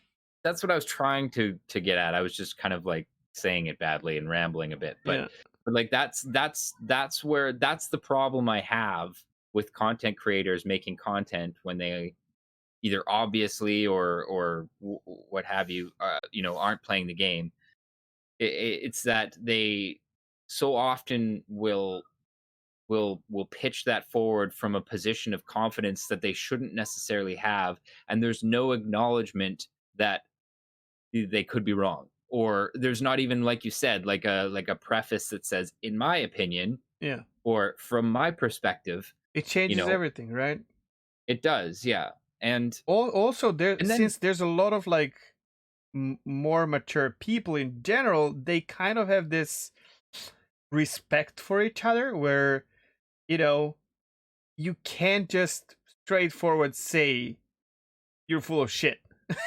You know what I mean? You know what I mean? Like how am I well, going to say something like that? And I'm not saying Algari is doing this, but like he can be my father at least. I can't just like say, "Shut up, man!" Like you know nothing. And no, I'm but not talking about Algari here. I just took him well, as an example, obviously. But there's a way to say that, and it's I disagree. Here's why. I don't know, well, like yeah, that's that's like if he was the third person in this conversation, and I do, like, right, we do that a lot. Like two of us disagree about a yeah. lot of things, and that's a healthy conversation. But yeah, yeah, I don't know. It's really strange. And I think also what Star Citizen did is, right now, as you guys mentioned yesterday on Captain's Table, like the real sharks are not in the tank yet when it comes to gameplay Yeah, and when it comes to content creation. All of yeah, us doing content now, it's nothing. Because guess what? If you watch Twitch, Nick Pollum streams Star Citizen twice a year, who is Soda Poppin's best friend, and he mhm. has more viewership than all of us together in 6 months. Oh, Same yeah. goes for Well, Burke he Black. he he has more viewership than the entire Star Citizen channel Yeah, in his yeah, stream. yeah. Like, but Or yeah, like Burke Black or whatever. And then imagine like if when Star Citizen starts doing that as a marketing, where they bring like bigger mm, streamers and YouTubers. I experienced this as well. I was the biggest streamer of Pagan Online, and then all of a sudden Wargaming pays Lazy Peon, and suddenly I become no one. Like it's just like it's overnight. It just changes. Or Lyric streams a game for 2 days, and yeah. I'm like, what the hell happened? But you like, also on top of all this, the reason I think that you have um this broad spectrum of like content creators uh in the game right now, like the reason that we're even having this conversation is because the game is too incomplete to really be able to say for sure one way or the other on something. Like Or it all comes down to our speculation. opinions Yeah. and speculation. Yeah, So exactly. so I did not finish. So the reason we don't Oh, have sorry. these sharks around Hmm. allows people who are not and I talked to you about this. I don't think there's that many real content creators in this space at all. And I'm not Hmm. going to go with names, but I'll say one. Like one that is Salty Mike, and you can see the difference between what he. And there's a couple more. Okay, don't get me wrong, but like there's a lot of people who are breaking the ice with a new project, and content creation is new stuff for them. And usually what happens is like I started growing my content in Elder Scrolls Online where I was surrounded by people who have been doing this for years. So I would face the reality of what it is to build an empire and then someone knocking on the door. Where if you don't have those, pillars of content creation around you, all of a sudden, after a year, because not many people are doing it, your content becomes the content, and you think you're on top of the fucking world. And from being a person that is, I think maybe this, in my opinion, I might be wrong. You become the authority in this Right. small world, and that I don't like that. There are two things that I don't like about content creation. One is that people just give themselves so much credit. Well, And that's a pretty well known phenomena. I don't know what the well, actual term is for it, but I've heard it titled, what is it? Big fish, small pond. yes, You seem like a lot bigger fish when you're in a small pond.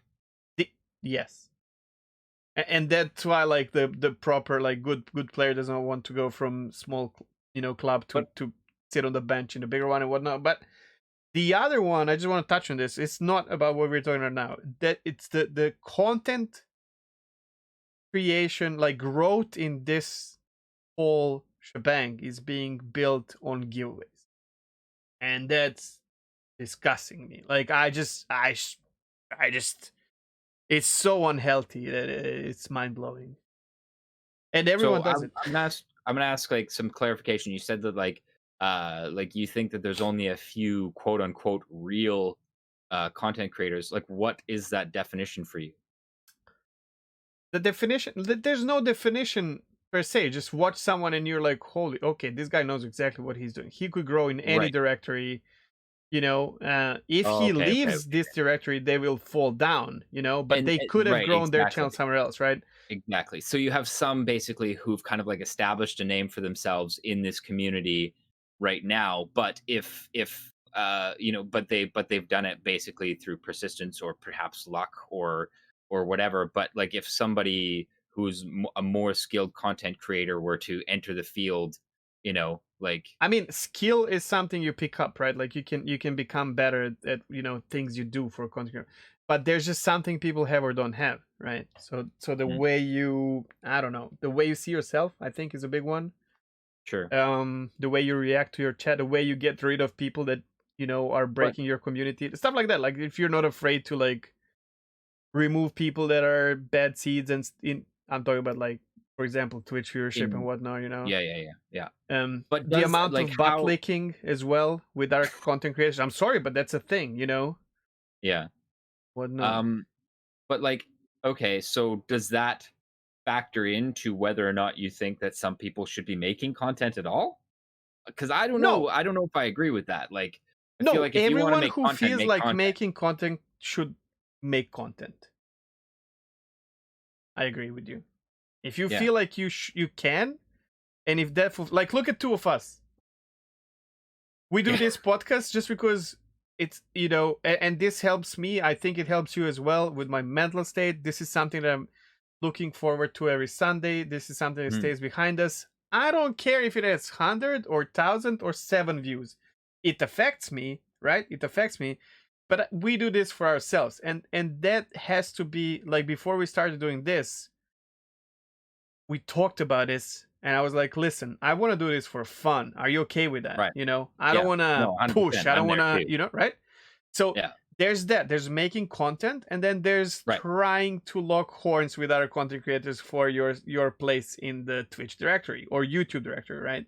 Right. Okay. So then basically what we could say then for this for like a conclusion to this topic would be, should people make Star Citizen content for Star Citizen without actively playing the game? sure, if that's what you want Yeah, to actually, do. they should But, you know, like, calm down.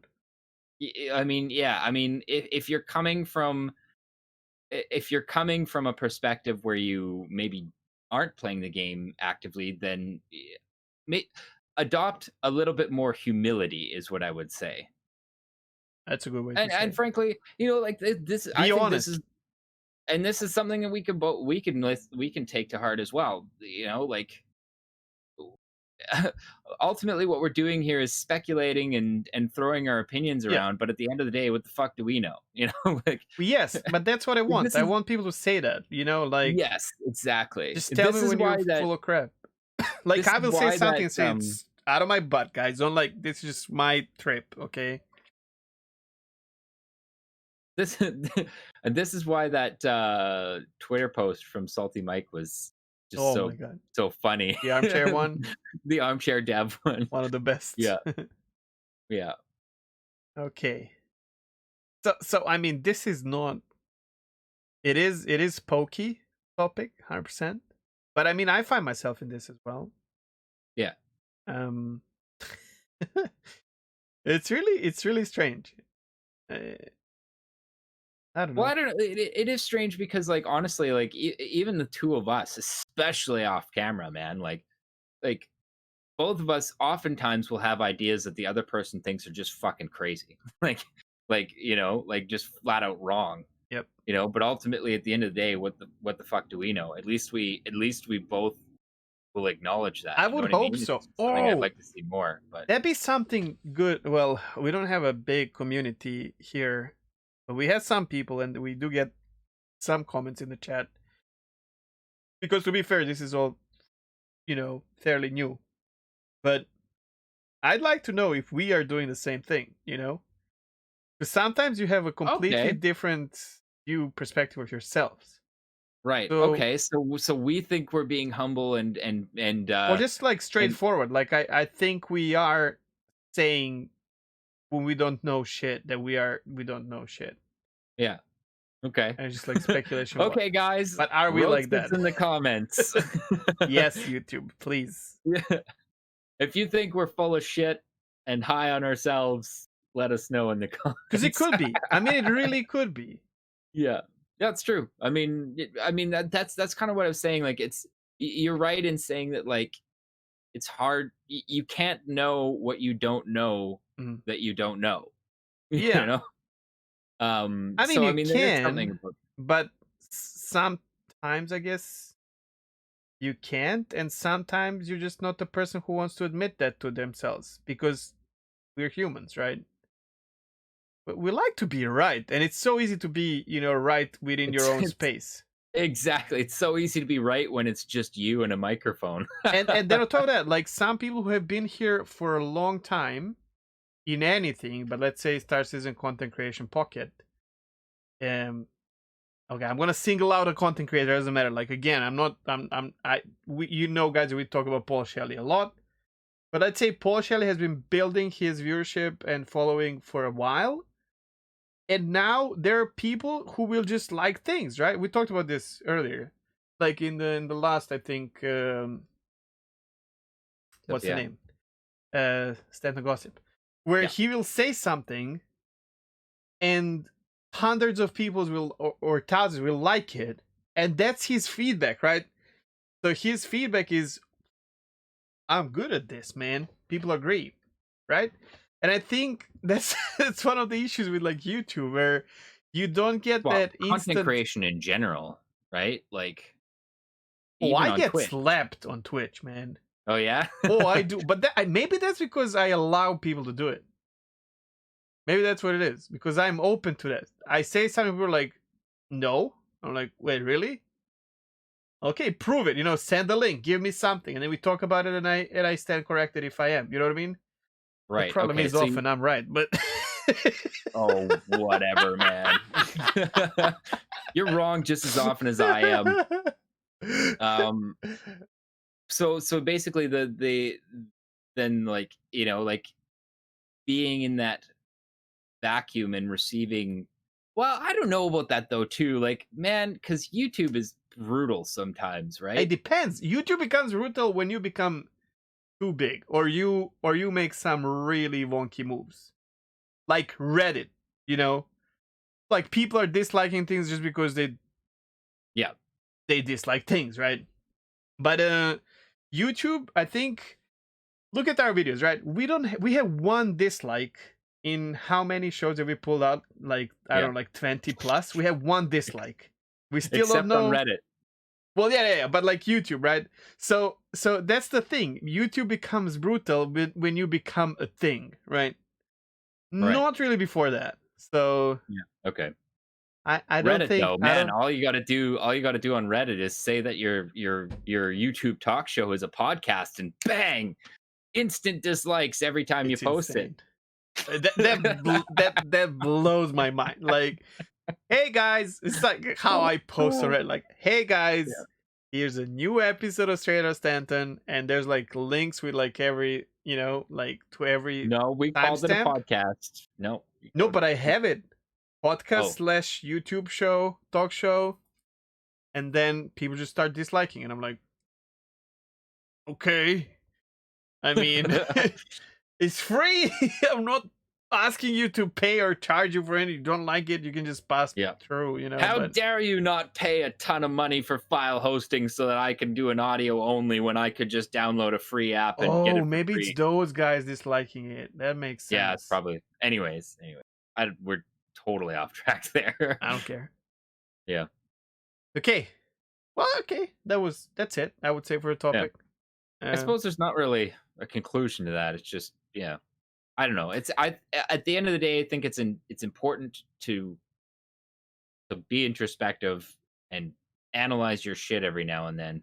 And that's all I have to say about, if you're not playing the game frequently and you're putting out content, I don't know.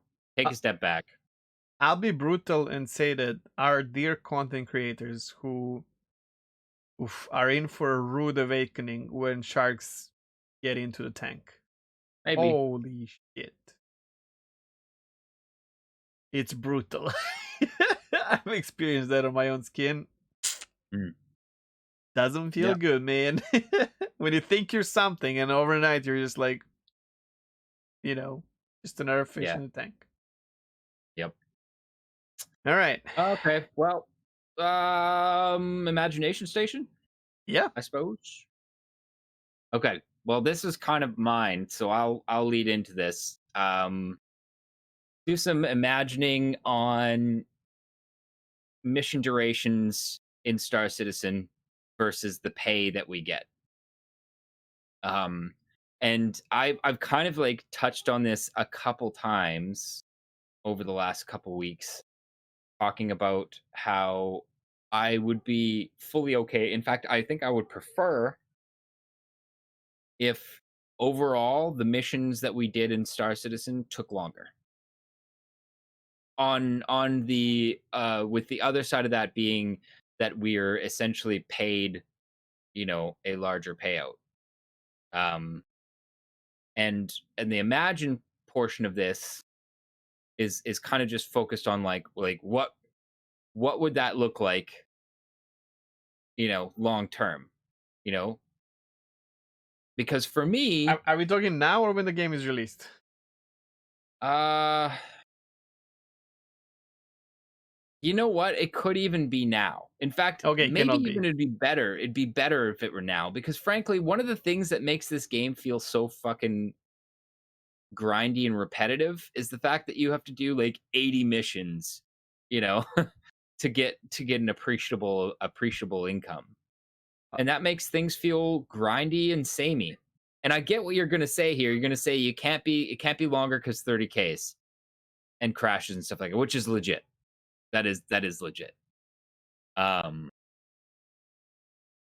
okay, well, That's a big okay, problem.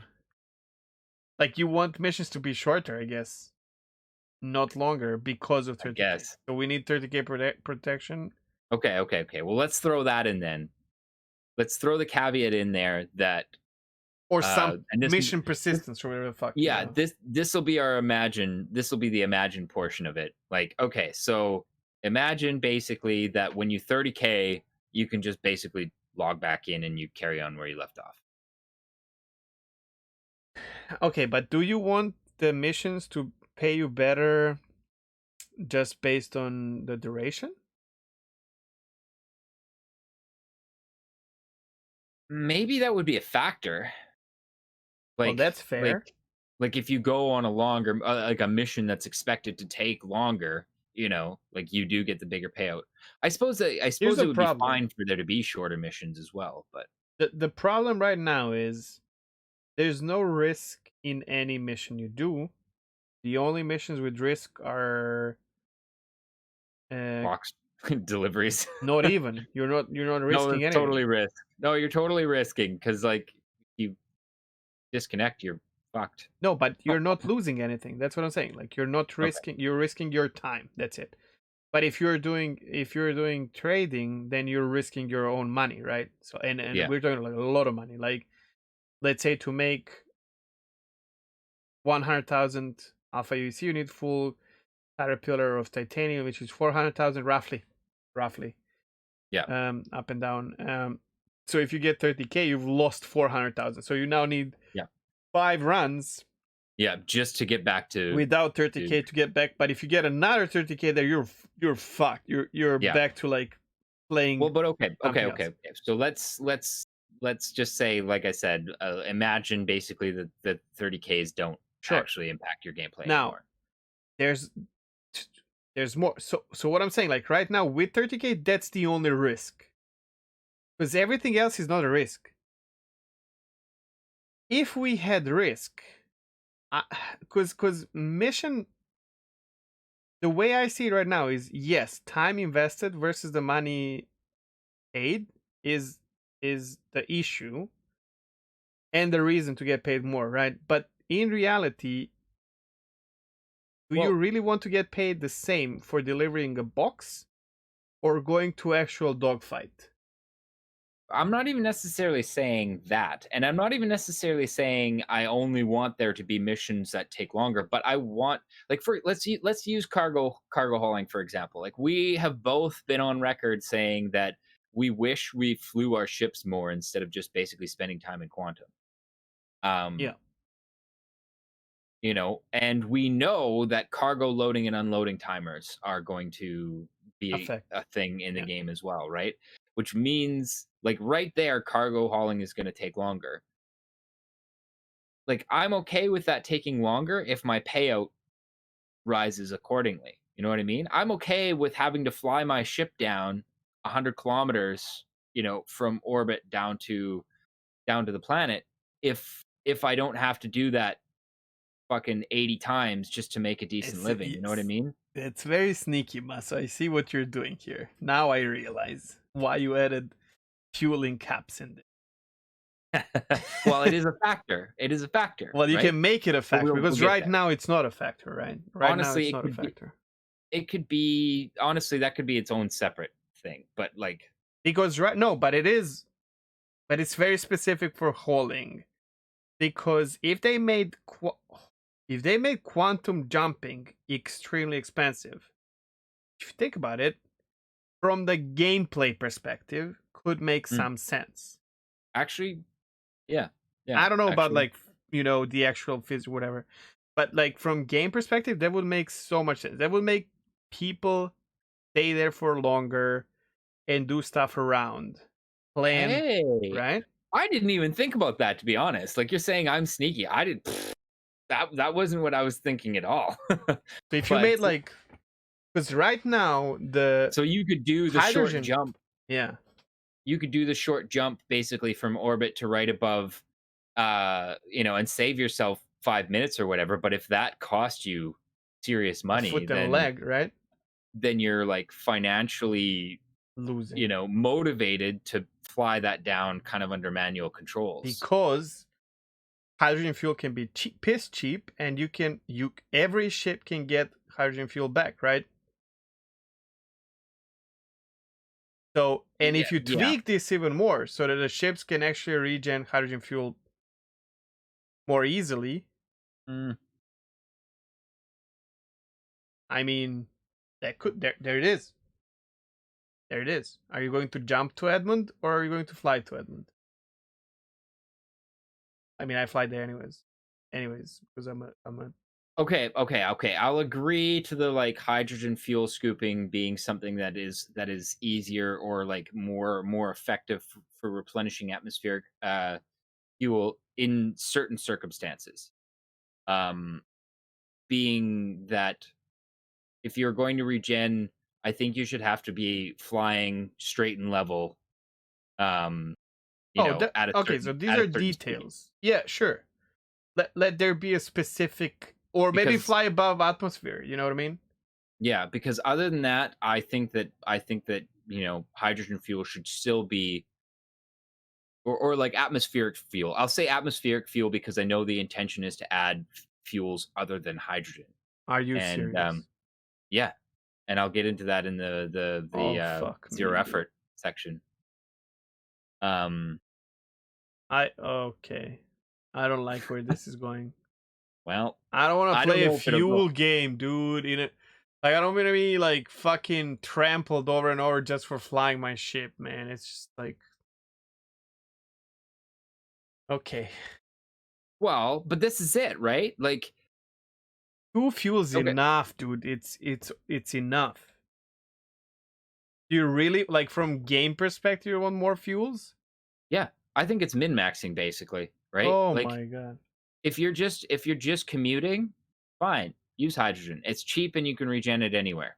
But if you know that you're going into a combat scenario in a fighter craft and you can get 3% extra thrust or something like that from using this more expensive Please no. fuel, do Holy it. shit. You're crazy, dude. Well, personally, like So then you you don't have want to to. end up in a combat scenario by chance. Why not? Because you're not min max because you were doing something else. But Yeah, the but if it's opportunity again, happens. but if it's 3%, Yeah, but if it's 3% against the same pilot as you are, mhm. skill level wise, then he will win because he was prepared for something. So then you're just gonna ignore, avoid, Okay, okay, run okay. Well, away. let's use WoW as our MMO example because we use that all the time. So if you're running around in an open PvP world and you don't have a flask on, and you get jumped by somebody who does, let's just say equal skill, equal gear, and he wins because he has a flask. He's potioned up, and you're not. You have a problem with that?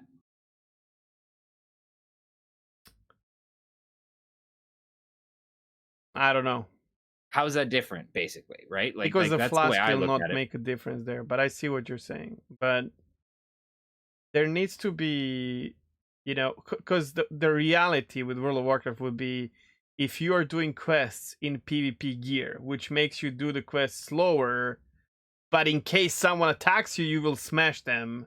Hmm. So you can do quests faster, or you can do quests in PvP gear and then gank other people just because you have PvP gear on.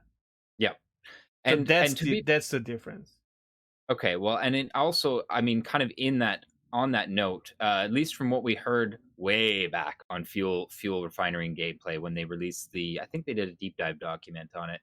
Um, like the way they outlined is that different fuels may give you an advantage, but they may also have a disadvantage. So, like for example, they gave an example where, yeah, okay, so you're using this high output fuel that gives you extra thrust, but it may also generate extra heat. So there's like kind of the ups and downs. They gave an example for exploration, for example, where explorers could be using a fuel that maybe gives you, or cargo haulers maybe gives you less thrust, but is more efficient. So you don't burn fuel as fast and stuff like that.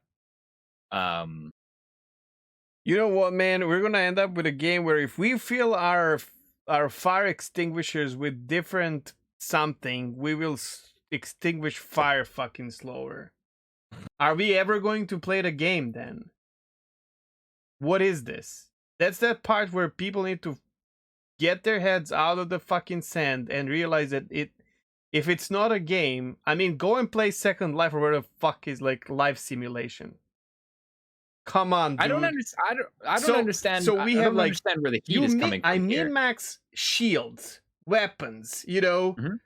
Why do I need my armor, my weapons, attachments to every fucking component, attachments to every weapon that I use, attachments to multi-tool, I mean max fuel, Mhm.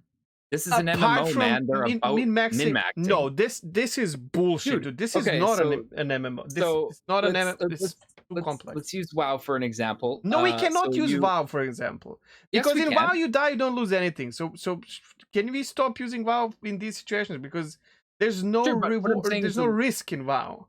yeah, but it doesn't matter. The level of min-maxing is like It's okay, not. so you have enchants, you have glyphs. You had glyphs. I don't know if you still do. You have No. gems. You used to have like in was it Draenor? You had your fucking stronghold that you had to customize. Now you got your like relic weapons, which have their own talent points. You have Yeah, talent points but on let me tell top you of that. You something. have World of Warcraft did not come PvP with all talent. that. They- No, So it but was like expansion after expansion, adding a little bit and a little bit because people get used to it. You want uh-huh. to And what drop. are we doing now? Well, what about like I hope we're like sub 1% player base right now. So who are we? This is it, right? Like Are we playing the game? we're playing a very very dumbed down version of the game, but you can even see it in mining. Like the way mining came out, there wasn't consumables and there was no subcomponents, you know. Yeah, but uh now miners should also think which mix of fuel should he use, in your opinion. yeah, maybe. I mean, if that matters to you, but that's the thing. Like if hydrogen works just fine, if hydrogen is the flat neutral, across the board, there's nothing wrong with using it. It's not going to hurt you. It's just the option is there. For example, if I were running a cargo mission or something like that, maybe I do kind of buy a more expensive fuel that lasts me longer so I don't have to fuel up as frequently or whatever. I mean, like I don't see the problem with it, right? Like in my experience, MMOs are all I see a finicky problem with that. They're micromanagements. not. They're really not. And Because it's your very player base is not doing that. Like majority of your player base is not doing that. oh, and then oh fuck, and then on top of then again, like there's potions, and then there's different foods, and then there's like again, like this isn't anything more complicated than we've already experienced. I mean, it's not like you're the one mixing the fuel. That's for the Is it people who not? that's for the people who are doing starfare or fuel scooping. So You someone know, is mixing it. yeah, Be- that's their gameplay. You don't have to deal with that. All you do is pull up to the pump and say, "I want this fuel." Like, and it costs this much.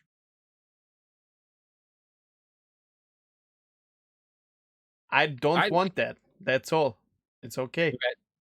well, Well, there's more and I'll, more things that I'm finding out that are in the plans because the new backer obviously does not have the full picture. And the more I find out, the more I'm like, holy shit, I well, might really not be a person to play this game. It's crazy because and the more I found out, the more I'm like, of course it's gonna take forever. And then few more days. Because you guys are asking, you and other people, like you're asking for the this is what, fucking yeah, fidelity that is, this is what they put out it's there. I mean, more, yeah, but you want it, right? yeah, I think it'll be cool. Yeah, Yeah, you want more fidelity than in fucking real life. Why? I don't know. It's not any different. I've tuned my car, so I have to use a different octane of fuel. It's no big deal. I pull up to the pump and I fill up with that octane fuel. Done. Like, you know, if I change the tune on my car, I can drop the octane in my fuel. If I increase the tune in No, my from car, I what I have to go figured get out, you're saying like there's quantum fuel, hydrogen fuel, and then there's like another fuel that we have to care about. That's how I understood that. yeah, like well, ultimately, like I said, the design doc is from like fucking 5 years ago or something. But yeah, like they've talked about different elements being involved in fuel beyond hydrogen. I can't remember exactly what they Oh, said, so it but is hydrogen fuel. What it serves the same purpose. It goes into the same tank. Are you yeah. sure you wanna? What if you have some hydrogen fuel left and you mix it with the other fuel? Oh fuck, I have no idea. Well, see what I mean? Like, They the fuel siphoning is on the progress tracker. I imagine that probably has something to do with it. I'm just afraid that two things That's might why I happen. like One this is game. that it like when are we going to play the game? Actually, and how much preparation do I have to do and pay to go and fly my ship in a spaceship game? And the other one is that we're gonna overcomplicate the games. Well, not we, but like the game itself, and it's current testing player base, so that the people will just go in and be like, I don't want another spreadsheet game. Fuck this. I'm out. And we're just gonna effectively kill an MMO, and Chris Roberts will play with himself in the sand.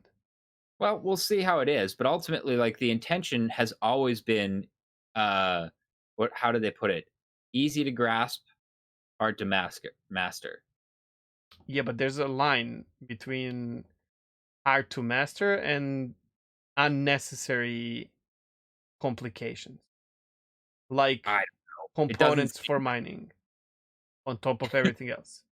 well, even that, just I don't know, it just doesn't seem like it's that big a deal to me. Like, again, I'm used to having to figure out which gems I put in which sockets, which enchants go where, what You keep food I comparing this, but it's nowhere near that. why is it not? It's the same shit. Okay. Like it's this buff over this buff. It's this gem over that gem. It's this piece of armor with these stats versus that piece of armor with that stats. Like I don't know, like that's I like You that want to know kind of why? Because in World of Warcraft, once you're done with your gear, you press W and you press 1 through 5. You have your rotation and you don't stand in shit. While here, you actually have to do so many more things because you're flying in fucking space. So it's not, we're doing, but like already in its core, this game is like, how many people have we watched you can already see a disparity in how various people play the game. I've watched streamers who clearly, all that's pretty much what they do. They lift off from the pad, they push W, and away they go. And then you have people like Noodle, who's got like two pedals, or sorry, two sticks, pedals, head tracking. They play the game at completely different levels. That exists now. I just like, and I'm fine with it. Like I'm especially if it's at a point where the average player can jump in to a ship, lift off, and push W and still have a good time. But people like Noodle, have every different thing to customize to get every fair percentage out of their ship's performance. I don't see the problem there, right? Like, yeah, okay, the people who put in that effort, if they ever came toe to toe with Joe Schmo who just lifts off and pushes W, yeah, they're gonna can wipe the floor with them. But that's how it is with every video game, you know. That's where I'm going from. So that's why, like, if they say they want to do this with fuel, okay, sure, let's try it. It sounds fun to me. And if it's not fun, then I'll change my mind. And if it's not fun, frankly, we've seen this happen before. They'll just scrap it.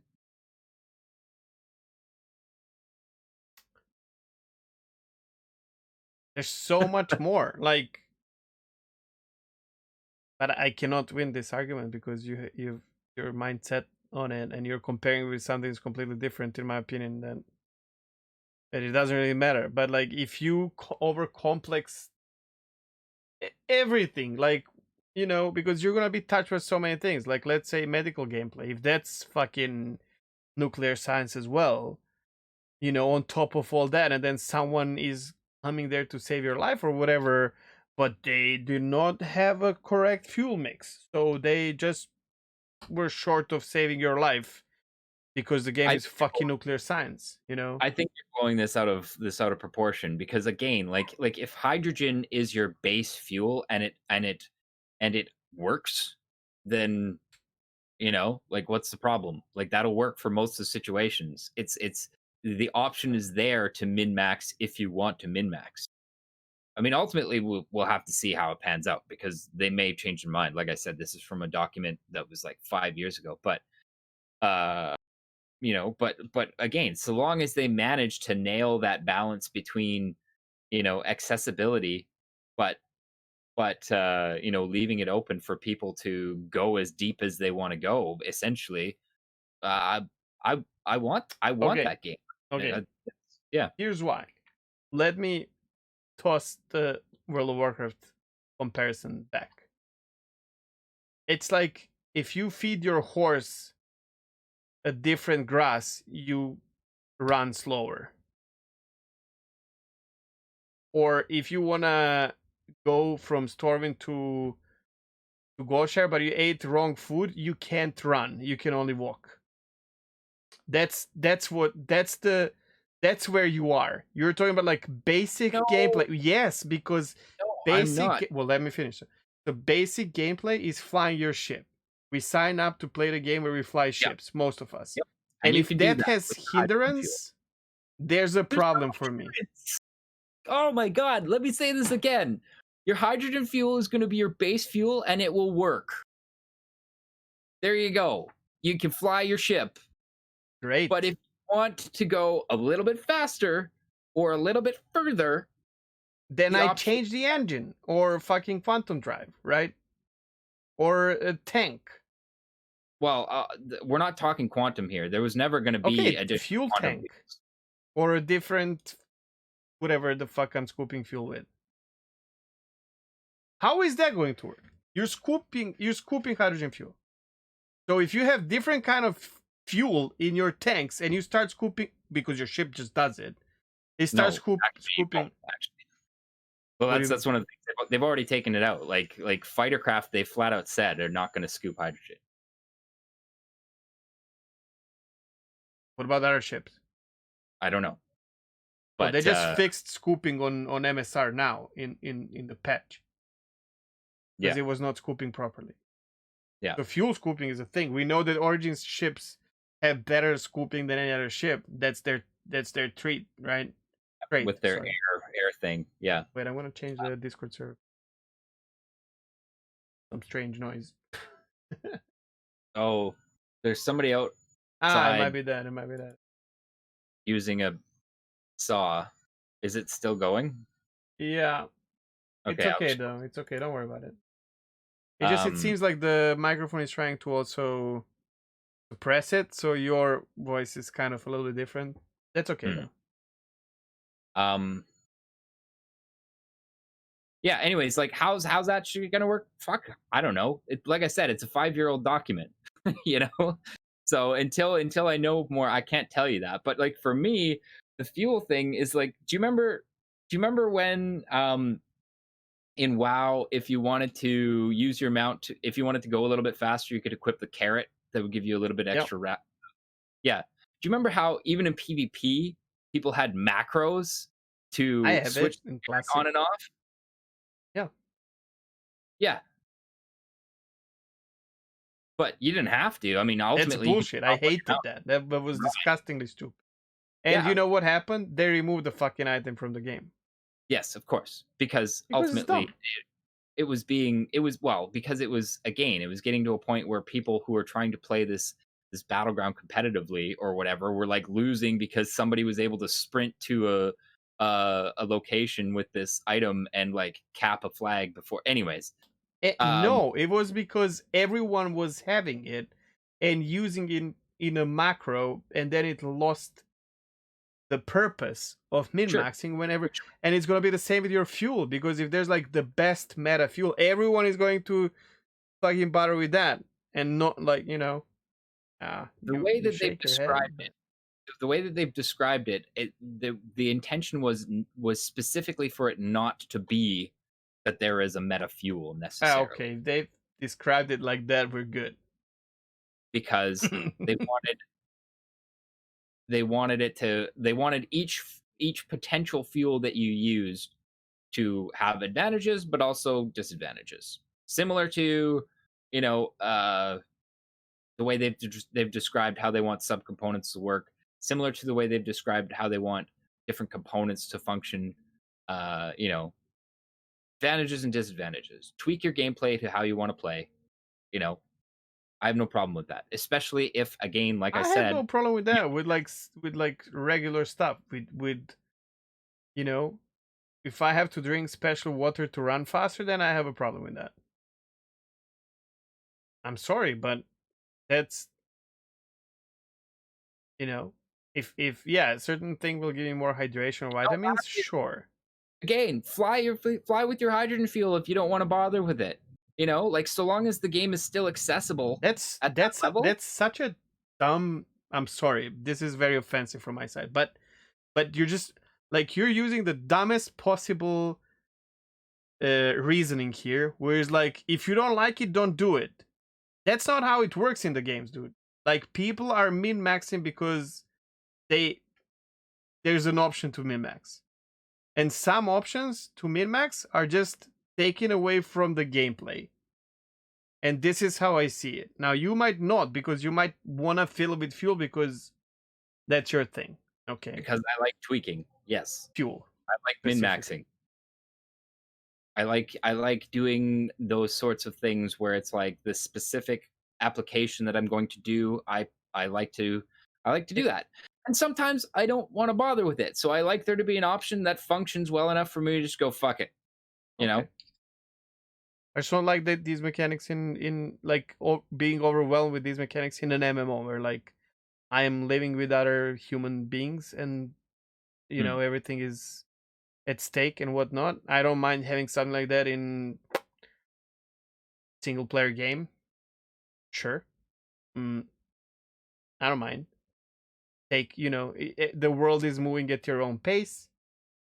You can stop the world, pause, save, continue tomorrow. When the world is alive around me and other players around me, then I don't want fuel to be a thing that I min max, and I will have to.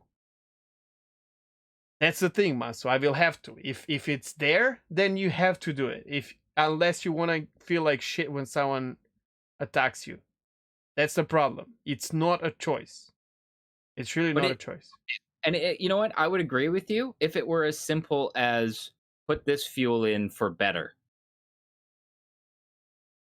Then that sure. Yeah, that makes sense. Like if you're not using that fuel, you're basically a dummy. But if it's like put this fuel in for higher thrust, but at the cost of higher heat generation, and you're not flying, kind of monitoring basically, or with that in mind, then that's like that's not like a There's gonna one be of those meta feel fuel. shitty There's gonna be situations. meta fuel. That's it. With anything like that, it's just gonna be meta.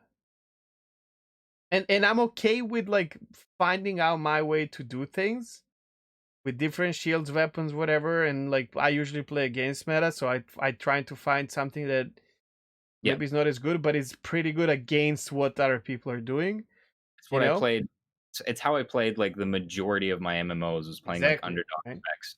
Because there's nothing wrong with copy pasting if that's your thing, or even if you're playing the meta because you really enjoyed that gameplay at the time, patch, whatever.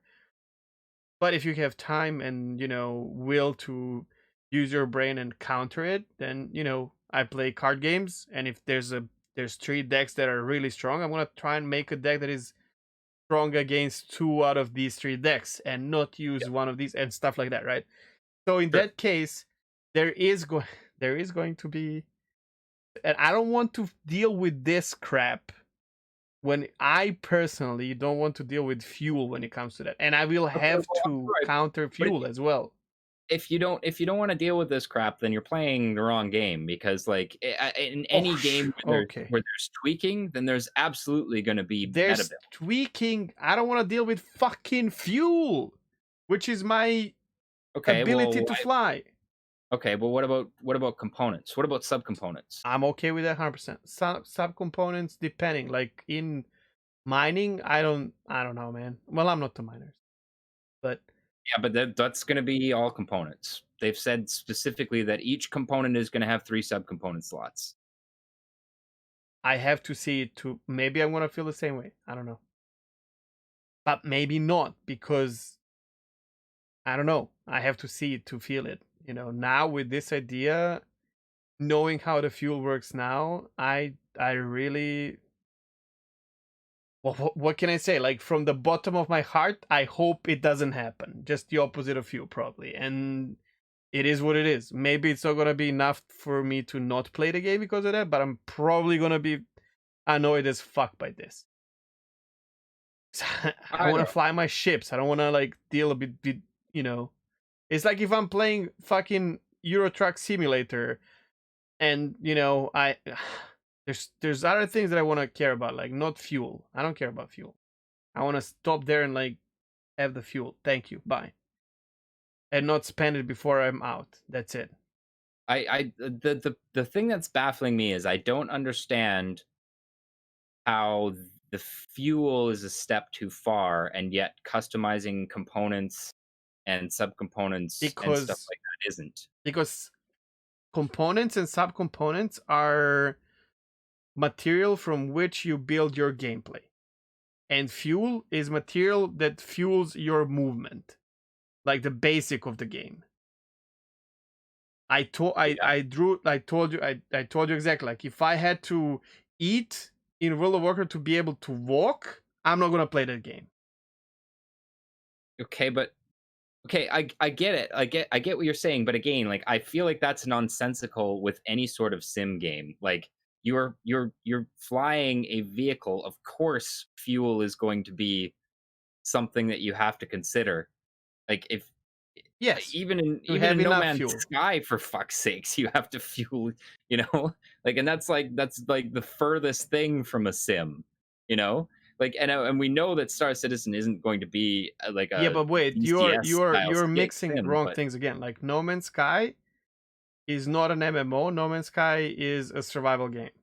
So No Man's Sky is literally you're running out of everything, and this is why I don't really play survival games anymore, because you're constantly on the edge of surviving instead of focusing on like gameplay and discovering and whatnot. You actually are focusing on, do you have enough fuel, do you have enough cells to start your engine, do you have enough oxygen in your tank, do you have enough.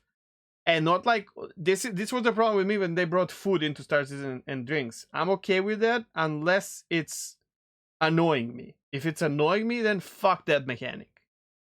Which is okay. why I fly 300, because I can make coffee that quenches my thirst. So that I don't have to But worry about fucking okay, water. so but okay, like I think the fuel is a good example of like the direction that they're going for with uh, the more survival aspects of the game in general. If you want to lump fuel into that, okay, that works too. But like everybody's concern when food and drink came into the game was, oh my god, I don't want this to be Rust where you're eating and drinking constantly or you die. Yeah.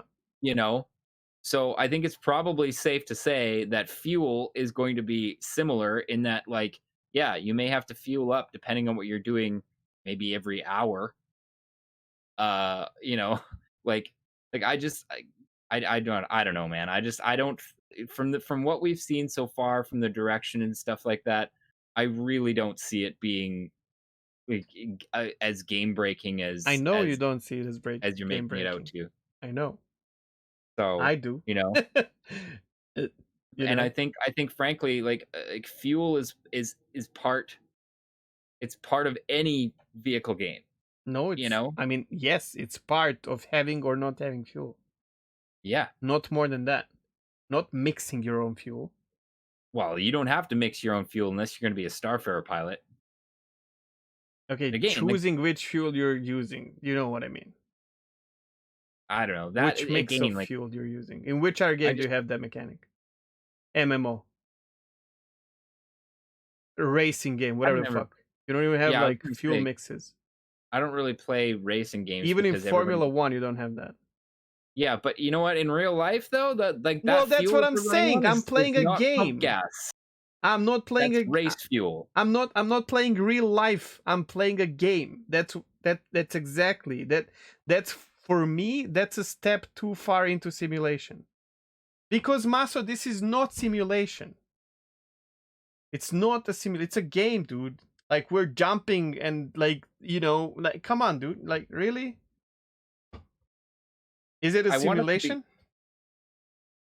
well, they do call it a space sim, but I They would can say call it whatever no. the But fuck they want. frankly, I do want it to be on the sim side. I don't want it to be hardcore sim, but absolutely I want there to be sim Okay, aspects that's because fair. guess what?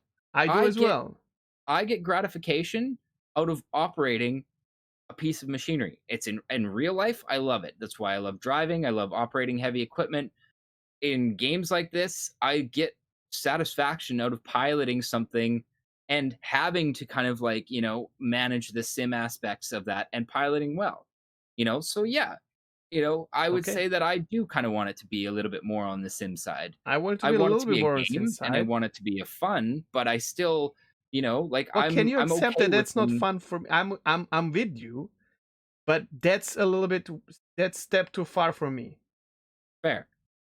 Or Fuel is rather, just not it something I want to could be. deal with, and except for like the number and the bar that goes in and out.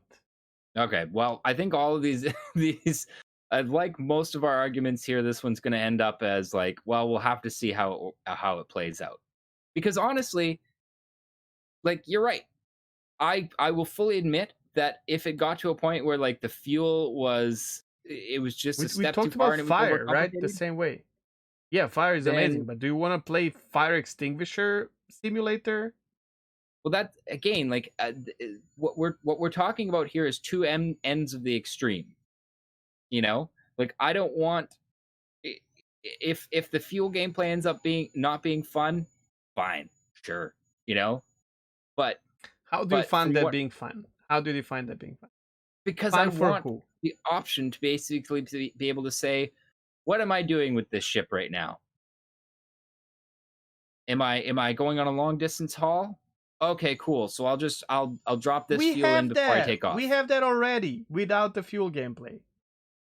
Well, we have fuel gameplay because different ships, even like I like flying 315 instead of any other 300 series because it has bigger tank. It has like 700 units instead of like 580 or whatever the fuck, Yeah. right?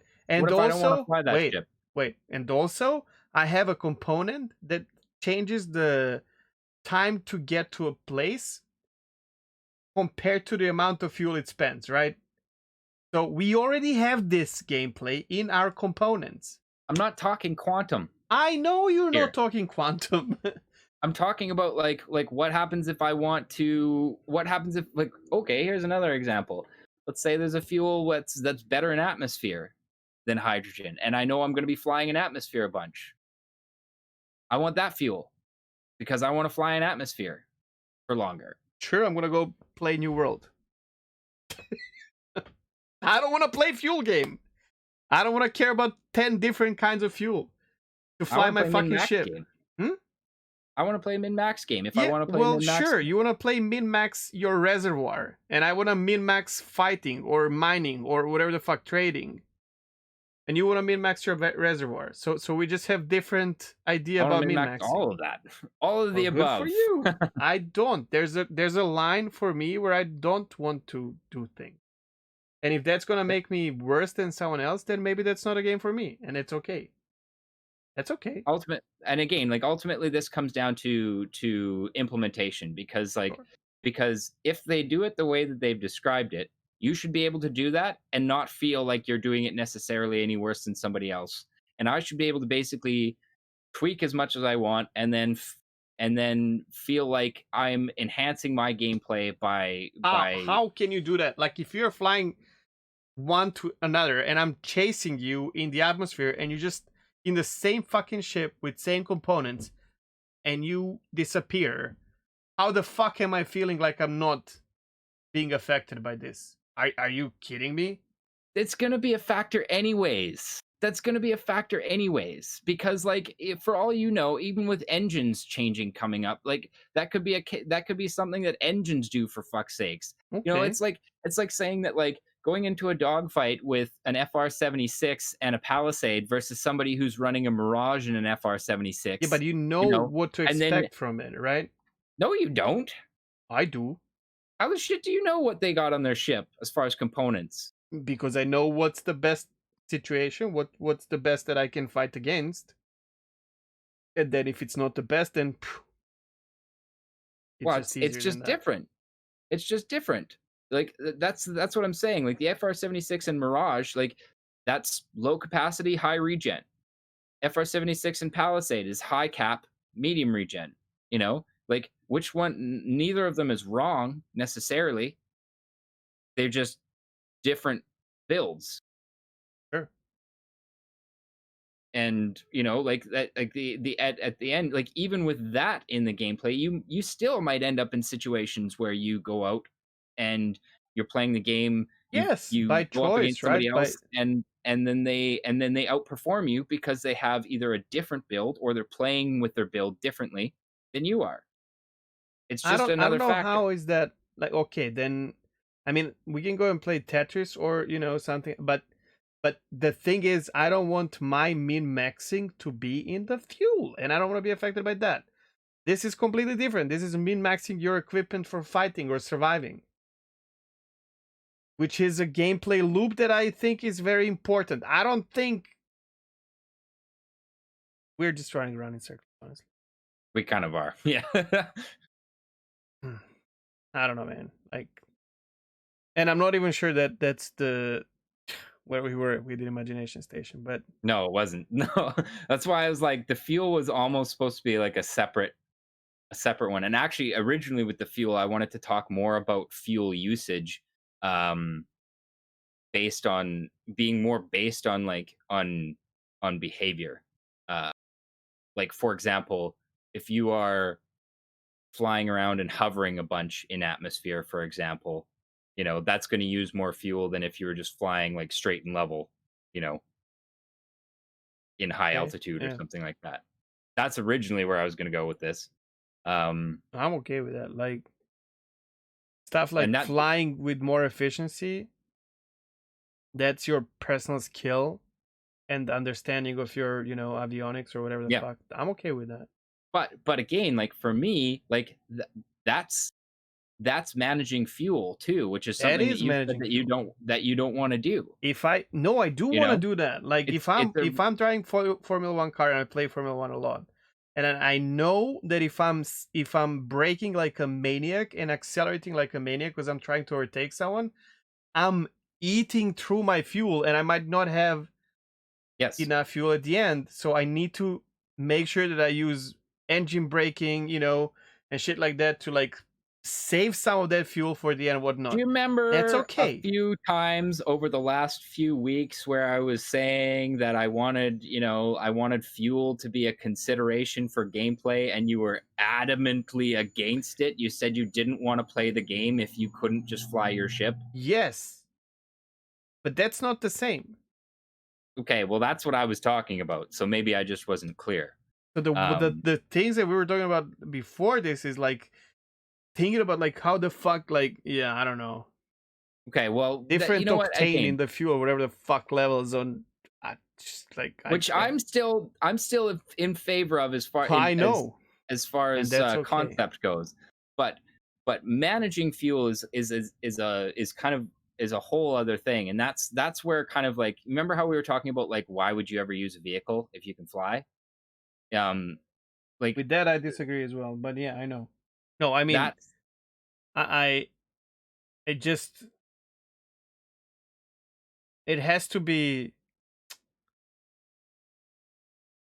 I don't want fuel again. I don't want fuel to be a reason for me not to fly a ship ever in a space sim. I do. I see. I see. Specifically because like for example, like let's use science gameplay for let's say you needed to go out and I don't know, analyze this rock on a cliff wall or something like that, or Yeah. first you need to even find it, you know and it's like roughly in this area but you don't really know where, so you're gonna have to look for it a bit. It's gonna take you a little bit, Okay. uh you know and sure, you could fly, but it's going to be a lot of hovering around in atmosphere.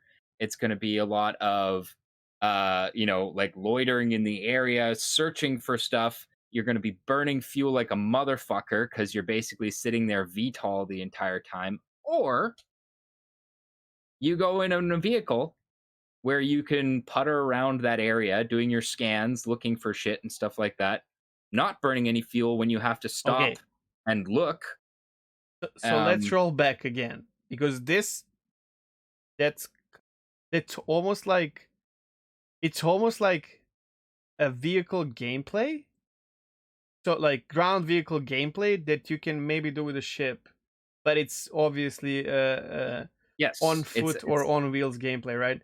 What I exactly. It's don't a place want, where that would be better to yeah, use a well, vehicle or yeah, be on foot. but this is not the same as if I have to carry what you were talking about, like back then when we had these conversations, like you were saying that a ground vehicle, and we know that the capacity and size difference with ground vehicles in Star Citizen compared to ships, and you know how much they can carry.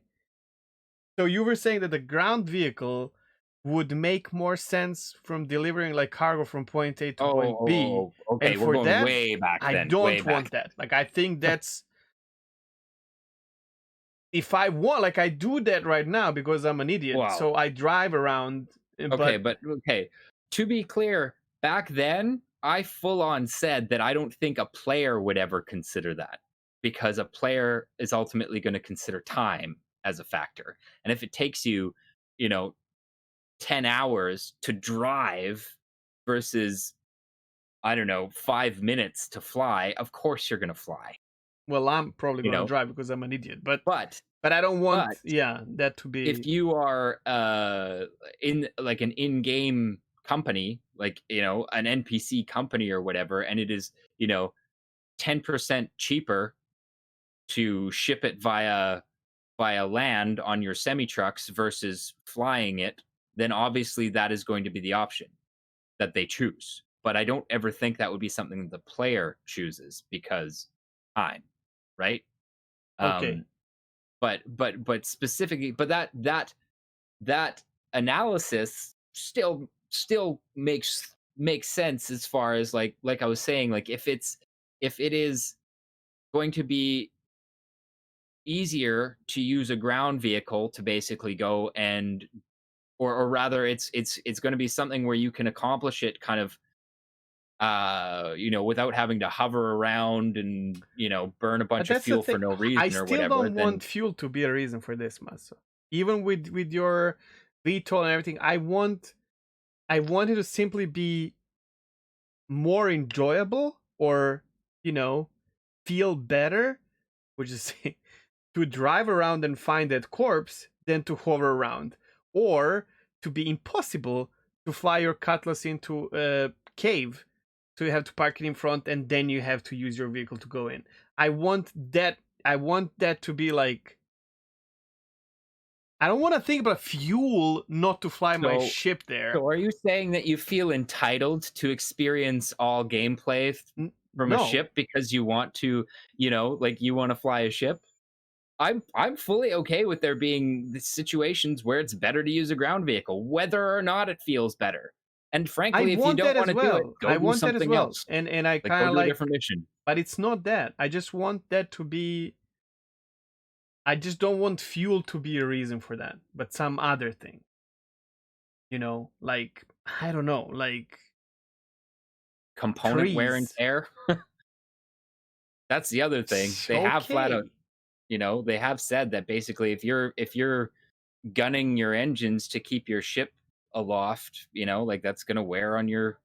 I don't know. I have no problem with there being mechanics to incentivize me to do something a different way. Okay, I'll say it like this. The thing that you explain and you're excited about, there's nothing wrong with them, but it just the more we talk about these things in and out, it feels like Star Citizen might not be a survival game, but a survival of your ship game. Hmm. And I don't want to play that. So I hope you're fucking wrong, or that they change their mind, because that's not gameplay for me. And I understand it's a gameplay for a lot of people, right? Maintaining your ship and making sure you can fly, but that's not my gameplay. I don't care about that. I want that to exist to a minimum so that I have a feeling that I have a ship that I've set up, Yeah. and occasionally I have Okay. to take And care of it, and that's it. okay. Yes. I don't want to And be a you know what? mechanic. I don't want to That's be. what I want. I'm just gonna say what you've just described there. That's what I want. I don't want it to be to a point where like, oh, I hovered with my ship for half an hour and now all my components are shot. You know, like it's the same thing with the fact that like I want there to be food and survival mechanics, but I don't want it to be Rust where I have to like eat every 5 seconds, right? So, but in the long term, if you are paying the repair bills, I really sure. wish we did not have hunger and thirst now that we have it. I was kind of so didn't care about it, but the more I play the game, it's been like a year now or so, and I wish the food and thirst was just an optional thing that gives you a really funny boost of a sort. Like, I don't know, something silly. You know, I I I I, I don't I don't like playing this. Like, I stopped playing Fallout 76 because it's a survival game. Hmm. I don't want to play a survival game. And that Well, is like that's exactly what it is. If it turns out to be like that, it's not, maybe it's not like your character survival, although it is. You still have to eat and drink, potentially, use toilet and take shower and whatnot, which will be funny for everyone at the beginning, and because we don't have anything the fuck to do in the game anyways, so that's going to be content. But when the game gives you proper content, there will be hindrance, literally. Like, you will be doing fucking once every shower and 4 pooping instead hours of doing something else. Yes. or once every game Yes, session, because you will have to organize your gameplay around it. I don't know, man. Like it just does not like I guess the thing is like I ultimately like survival games to an extent. So Well, for that's the me, like thing. the thought of like eating every 4 hours is like, okay, whatever. Like that Well, may I as well can deal not with even eating. be. I can deal with eating and drinking. But if my ship needs eating, drinking, if I have to eat and drink, if my car Okay, needs to well, eat and drink, if my like like I'm fuck that, sorry, dude. but they've been definitely saying they've been saying You have to for over a stop year that. now that component wear and tear is going to be a thing. Like it's in the game right now. We just don't notice it because our ships are so disposable right now. You know, I and know. and I'm okay with that being a That, thing. And I agree with you in that I want it. I don't want it to be something where it's like, oh, every mission I gotta pull apart my entire ship and service all the parts, it just and keeps put them back adding. together, It just keeps but I adding. do want them to be a factor. Well, here's the thing. Maybe that's the reason why my love for the game and joy for playing is fading, because the more things that are coming to the game are the more of this, like, just keeps adding to that survival, keeping you on your toes gameplay that I am not in it for. That, like, I don't want to be on the edge of keeping my ship afloat. There are games that do that. They're really good at it. You know what I mean? Like survival games. Some of them are Yeah. MMO even. Yeah, that's I'm fair not enough. playing But I them. mean, I think it's pretty fair to pretty evident that that's not the direction they're going. I Well, don't that think it is evident anymore. I mean, if it wasn't evident, then again, you'd be eating every 20 minutes. You No, know. because eating is just one part of survival now. Hmm. If everything that you're saying comes to fruition, then eating is just one part of survival, and then you'll have to worry about survival of so many things. And then we have a survival game. It just doesn't matter. Just like you say, gems. It's socket. It's ancient. Call it whatever the fuck you want to call it. But if there's bars bleeding constantly, then you just have to fill up the bars. It's gonna be a game of filling out bars, and I don't give a shit about that. I've had I enough don't of that. think you can really call it like a game of filling up bars if it's something you have to do like every 2 or 3 play sessions. But You're talking about food, right? no, I'm talking about components. Um, or like component degradation, wear and tear, repair. you know, uh, yeah, like that's the sort of stuff that's like it's in the cards. It's gonna happen. I just don't think it'll I be know. something that you're having to do like more than Yeah, once but every couple days. And I mean, the way it is now, the unless way you're getting the shit beating out of your ship, or you're beating the shit out of your ship, you know, I like I still overclocking all your components I don't have a and formed opinion on wear and tear. Honestly, the way it is now is ridiculous.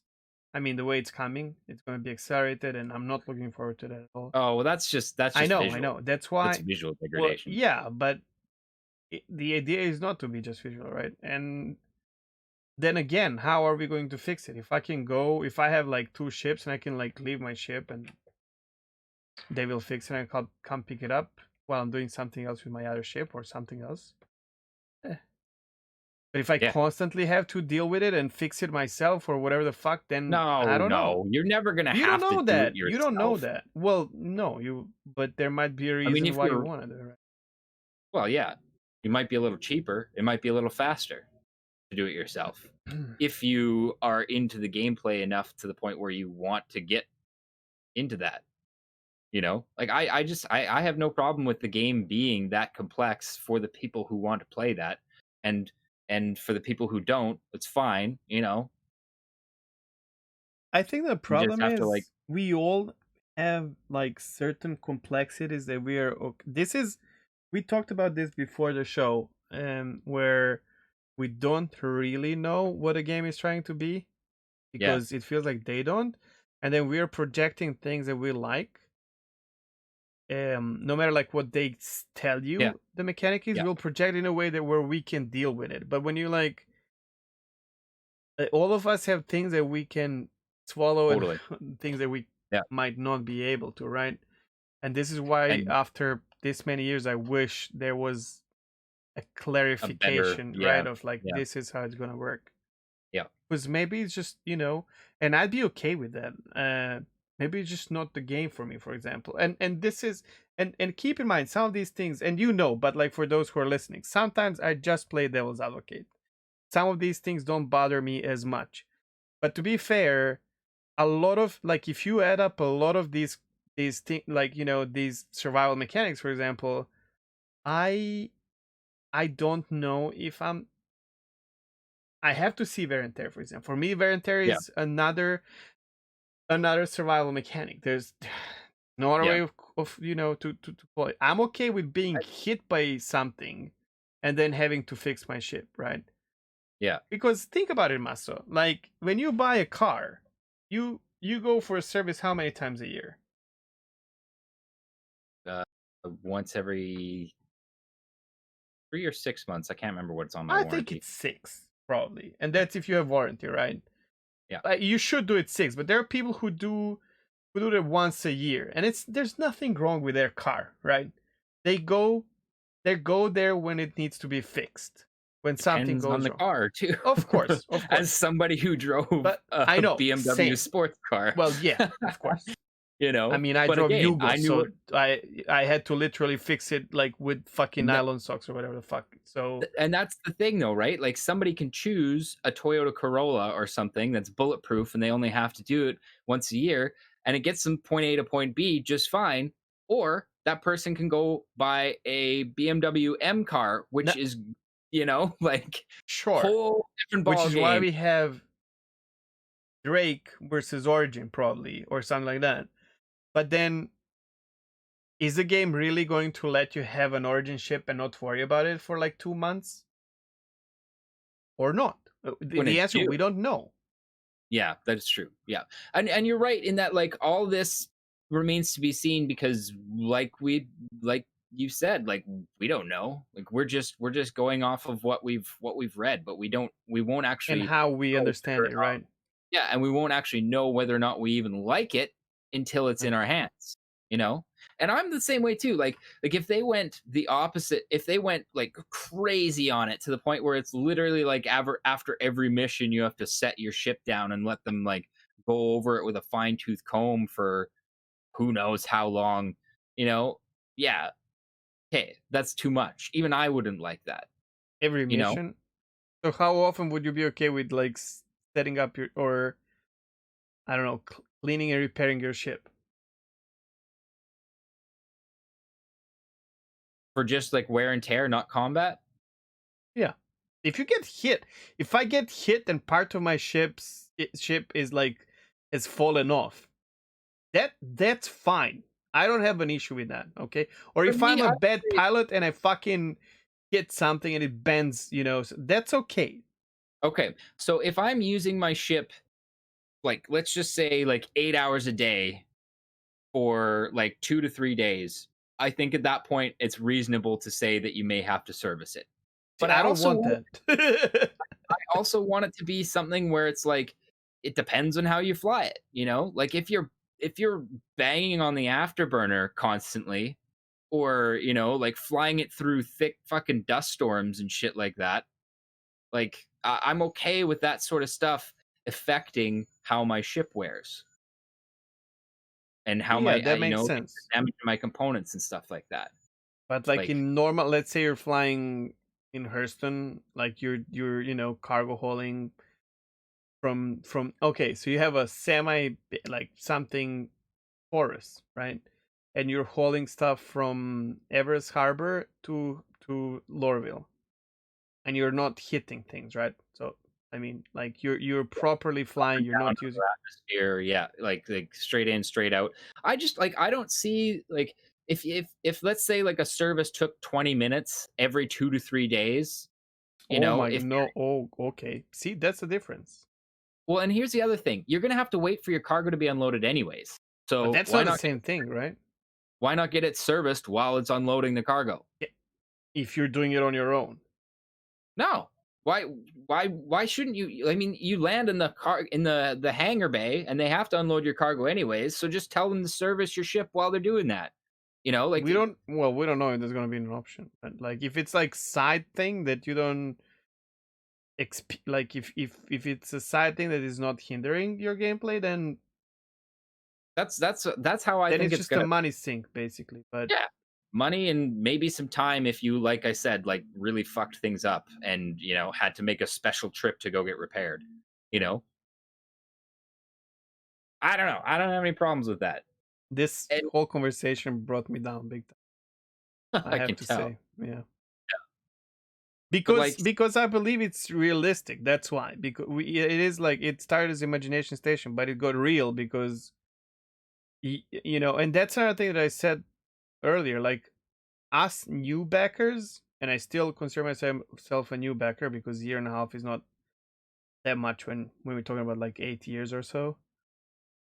We don't know these things. Like even if you dig it, you might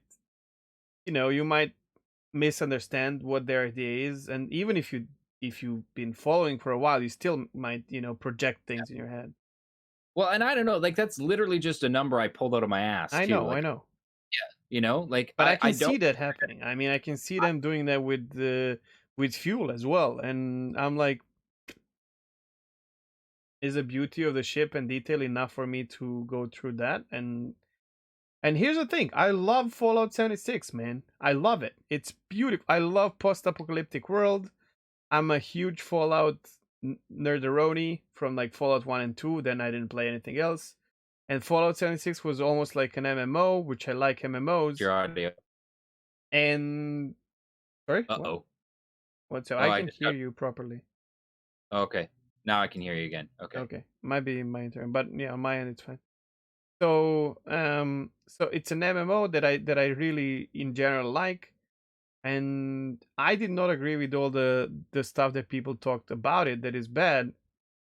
But then in the end, the constant food, drink, repairing of my items, it Yes. just hindered You know my what? gameplay. I was like, I don't want to play this, and I can't play it anymore. I wish I I could. I would agree because like at least from what I've seen of Fallout and what I remember in like the Fallouts I played, that's too much. It's You know, constant edge. Like you it's constantly have constant. to think about it. Exactly. I don't want it to be constant. To be clear here, like I do not want it to be something that I'm constantly monitoring. Fuel, Now that's a little different because like again, like I feel like that's part of flying a ship myself. But as far as like wear and tear and stuff like that, for the most part, no. I don't want that to be something I am constantly thinking of unless I'm sitting there like I said like hammering on the afterburner and then I think to myself, "Oh shit, wait a second. Yeah, maybe I should tone that one back a little bit or whatever." But like for average flying and shit like that, no. No. I want it to be something that's like something that I think about, you know, every little bit, every now and then or whatever, but not something that's like hammering me over the head like multiple times a play session. But Unless of now I'm course like afraid of that because there's, well, there's way too many factors to worry about I don't know. I'm not really worried about it. potentially. Potentially, yes. Potentially, yes. I mean, like again, like back to our original you know, like the original thing that we well, I guess it wasn't the original, but the thing that we just said, right? Like ultimately we project, you know, we project kind of like what we think gameplay is going to be like, you know, into what the project actually is, and it could end up being something completely different, you know, like Yeah. but yeah, I don't know, like I agree I agree with you in that if it goes too far it won't be fun, though I mean I think it's pretty clear that I I'm mean, going to it have will a be little. fun for some people. That's the thing. You know. Okay, it won't be fun for me, and that's what I was just going to say is like we Yeah. clearly have different tolerance levels for that. I obviously have more of a tolerance for it than you do, but like for me even I will admit that if they took it too far it wouldn't be fun for me. Even though I like it, you know, I want it to be a little bit more kind of you But know, this about actually shows you why it's so important that the game gives us yeah. something we can talk, because you have more tolerance for that. I have more tolerance for like brutal PvP, you know, risk and whatnot. I don't. I want that. I don't mind that at all. But Yeah. you don't want that, for example, and that's crazy. Like Oh, all of I us don't are. know. So far the last couple times I've mentioned about losing stuff, losing components and stuff like that, like unique components and such, you know, I've been the one in favor of that more than you, but Well, that's more like I don't mind that. That's full on devil's advocate because I don't think that's fun for a lot of people. I'm that yeah, more on the plays hardcore Diablo. I'm that like I want World of Warcraft's hardcore and that's not server, fun. right? Like I'll fully admit, like in that I do not have like yeah, Yeah, yeah, that's I what I'm don't saying. I enjoy that because I don't know what's wrong with me, but I enjoy stuff like that. yeah. I'll tell you what, like it that's that's a type of adrenaline that I enjoy in the game, and The it's first so funny, right? Like that I'll does put not it, bother me. That I have to start all over, but it yeah, bothers me to have to eat. the first time I got smacked in Valheim, way the fuck far away from my base, and woke up naked in my base with nothing, I just about I just about just quit right there. Like, so yeah, I have a degree of tolerance for that, but not a But sheerly how massive. many times did you just survive before that? Or did you even? Where it's What do you like, oh mean? shit, oh shit, oh shit, oh shit, but you survived. Oh no, no, no. Well, I'm that's talking the about thing. the first time where it was just like that rude awakening of like of just like smack, you Yeah. know, you're dead and you're a fucking long way from home and good luck, you know. That Like, oh it was a shit different moment experience. that you I didn't do it survive. Yeah. again. After that, that's where you get those oh shit moments, Yeah. you know. And yeah, it is a rush for sure. But like the I love first that. time, it was a rude awakening, and I Well, I just guess about I've had that rude awakening long ago. yeah. Because I played stuff like that. I love that.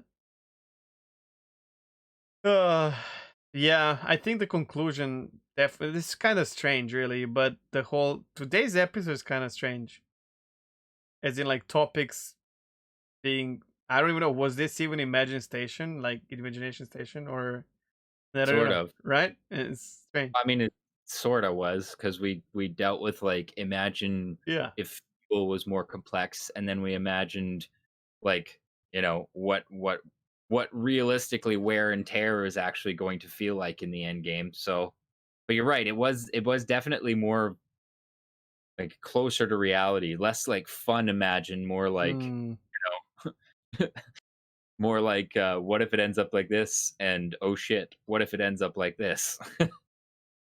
So Well, it started with mission duration. I just wanted to mention something, and I wonder how you feel about this. When I started with like saying how right now in the game it's only time invested for a certain amount of alpha UEC, right? Where and it's so bad because you can do it's the same risk to do delivery mission for 40 minutes and you get 8,000, and you do fucking surveillance missions for 40 minutes you can make 120,000 probably. yeah. um well, which for them I guess is so hard to balance, because Well, I every think mission that involves risking your life or your ship should be paid much more than delivery mission, right? But how do yeah, you balance that if you're wasting so much time to do the box mission? Then that's it, right? Like, and that's where like where time has to be a factor in those missions as well. But I'm not even necessarily just talking about that. Like, did you watch the keynote mission for 2019 CitizenCon, the I, one on Microtech, I where they don't did that? Like, they went like they infiltrated like a lab on Microtech and like stole some industrial secrets or some like company secrets or whatever, and they had to like put on a disguise, and there was like all these different like phases to it. Mm-mm. Like like those are the sorts of missions that they show us every CitizenCon, and those missions took like just to execute the mission was like 40 minutes, or an hour even. It could have even been longer than that. I'm not even, and that's just something where they like obviously then they know what they're doing and they're on rails or whatever, but like that's the level of complexity that they're demoing in some of these missions. And the thing that I'm thinking the entire way through that is like, plus it like involved a like it was like a heist basically. They had like, you know, they had the fucking, It's like all elements in one mission. yeah, right. And I'm just thinking like, and like the Carrick came down and like swooped down to like pick this guy up after he like snuck into the facility and stole the data and like snuck his way out or whatever. But then like like the alarm was raised and they had to like fly out and then jump into the turrets and shoot down Avengers that were chasing them and stuff like See, that. I saw And that scene with like turrets from the Carrack, but I yeah, don't. I'm starting to doubt myself. Maybe I did start playing longer ago. maybe. Well, I mean, yeah. I mean, if you joined after CitizenCon, you may not have watched it. But anyways, but yeah, and then they had to like flee to the pyro system in the Carrick or whatever. And I'm just thinking like the amount of coordination, the amount of players, and the amount of time that that mission took. A payout for that has to be in the millions, maybe even tens of millions, to be able to incentivize people to do something like that. And Well, with current payment system, yes. But like current payment system is bullshit because we're getting like overpaid for everything, right? It doesn't really. I'm Okay, this even just looking December at 17, 2019. I'm not crazy. I'm not crazy. Okay. yeah. Um, I mean, if you don't remember it, I mean, it is, I guess, I worth want to watching. watch it. Yeah, I'm just gonna say it's pretty fucking cringe because it's pretty obvious that's that the okay. mechanics in the game are not like not actually like, there is no stealth mechanics basically. Like the NPCs are on rails and they're trying to make it seem like, oh, don't get spotted. It's so bad. It's raw. Yeah, You'll love raw. it. But like that's kind of what I'm thinking when I'm thinking mission durations is like missions that do take longer to do, but you're paid appropriately so that you actually want to do them. You know what I mean? Like that was a complex mission that took a long would have taken a long time to set up and a long time to coordinate and a long time to execute. And and it's not to say that I don't want there to be shorter missions.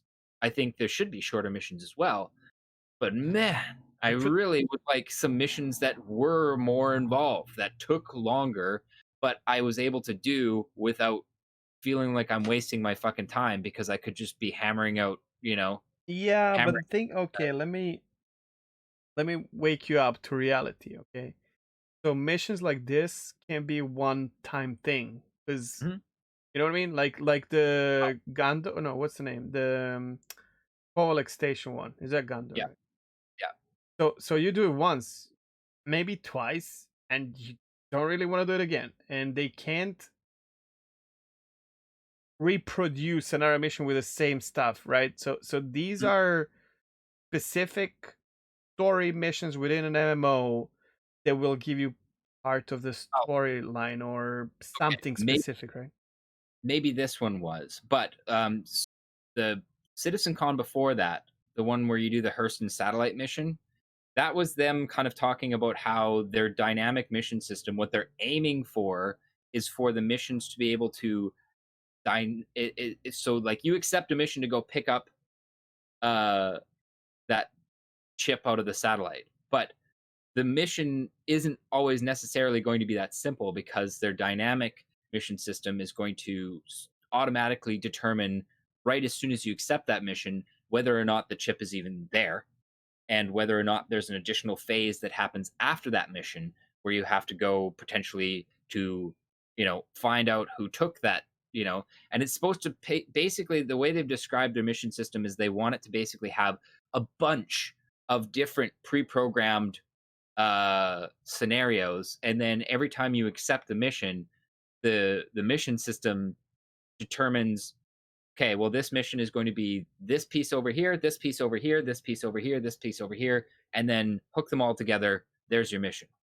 Um, That will be fun until we're too smart and advanced as players for this. Like we will you're see going to through start it. seeing repetition. Yeah. Yes, And then if I'm but gonna be doing repetitive missions, then I'd rather do simple repetitive missions and have these epic missions that last longer when I have time and I'm like, okay, now I'm gonna go to Clovis or whatever his name is, and like I'm ready for an hour long mission yes, that will yeah, reward me more, or some unique part, or Elite Dangerous has yeah, these engineers who do like long quests for them and then they give you a part for your ship, like that is, or whatever.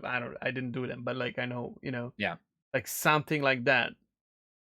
I mean, you know, an MMO is a grind in the end. And now this sounds good on paper, but this is one of those things where I think that they're like overthinking, you know, Maybe. from the player perspective.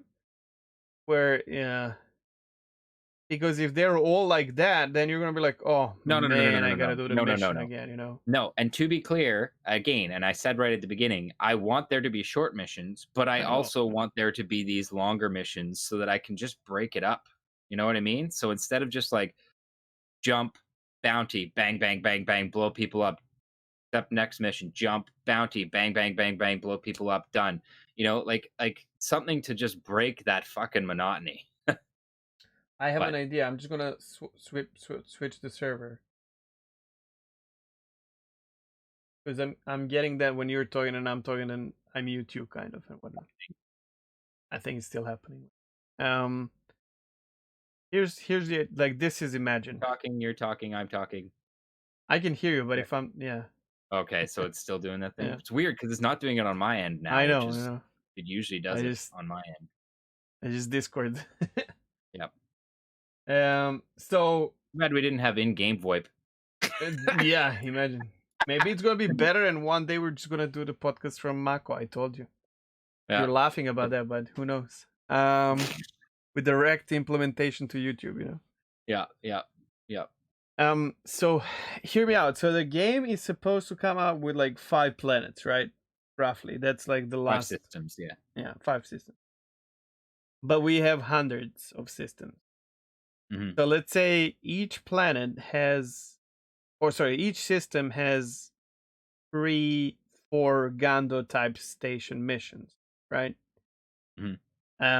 Which are like long arc like missions, right? So you invest, maybe even chain, right? It's like Yeah, 5 1 hour long missions that in the yeah. end reward something really cool. Arlington Gang, or well, Arlington Oh, I Gang see is where you're kind going with ah this. I see where you're going with this, I whenever the think. new system comes out, you get the Yeah, new right yeah. set of missions so that you can and then they can like almost guide you through the points of interest in the system as well to kind of introduce you with that new mission. I think that's enough hand holding for an MMO to be interesting. And then if you want to do it again, you can do it with maybe your alt or I don't know.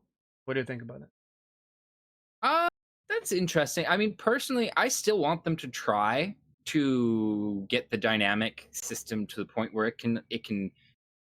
I want them to try to see if they can actually get it so that it can craft these arc, epic arc like missions, but still do it in such a way that it doesn't feel repetitive. Try it. Go for it. Like That's a I hope lot they. of resources though. Oh, sure it is.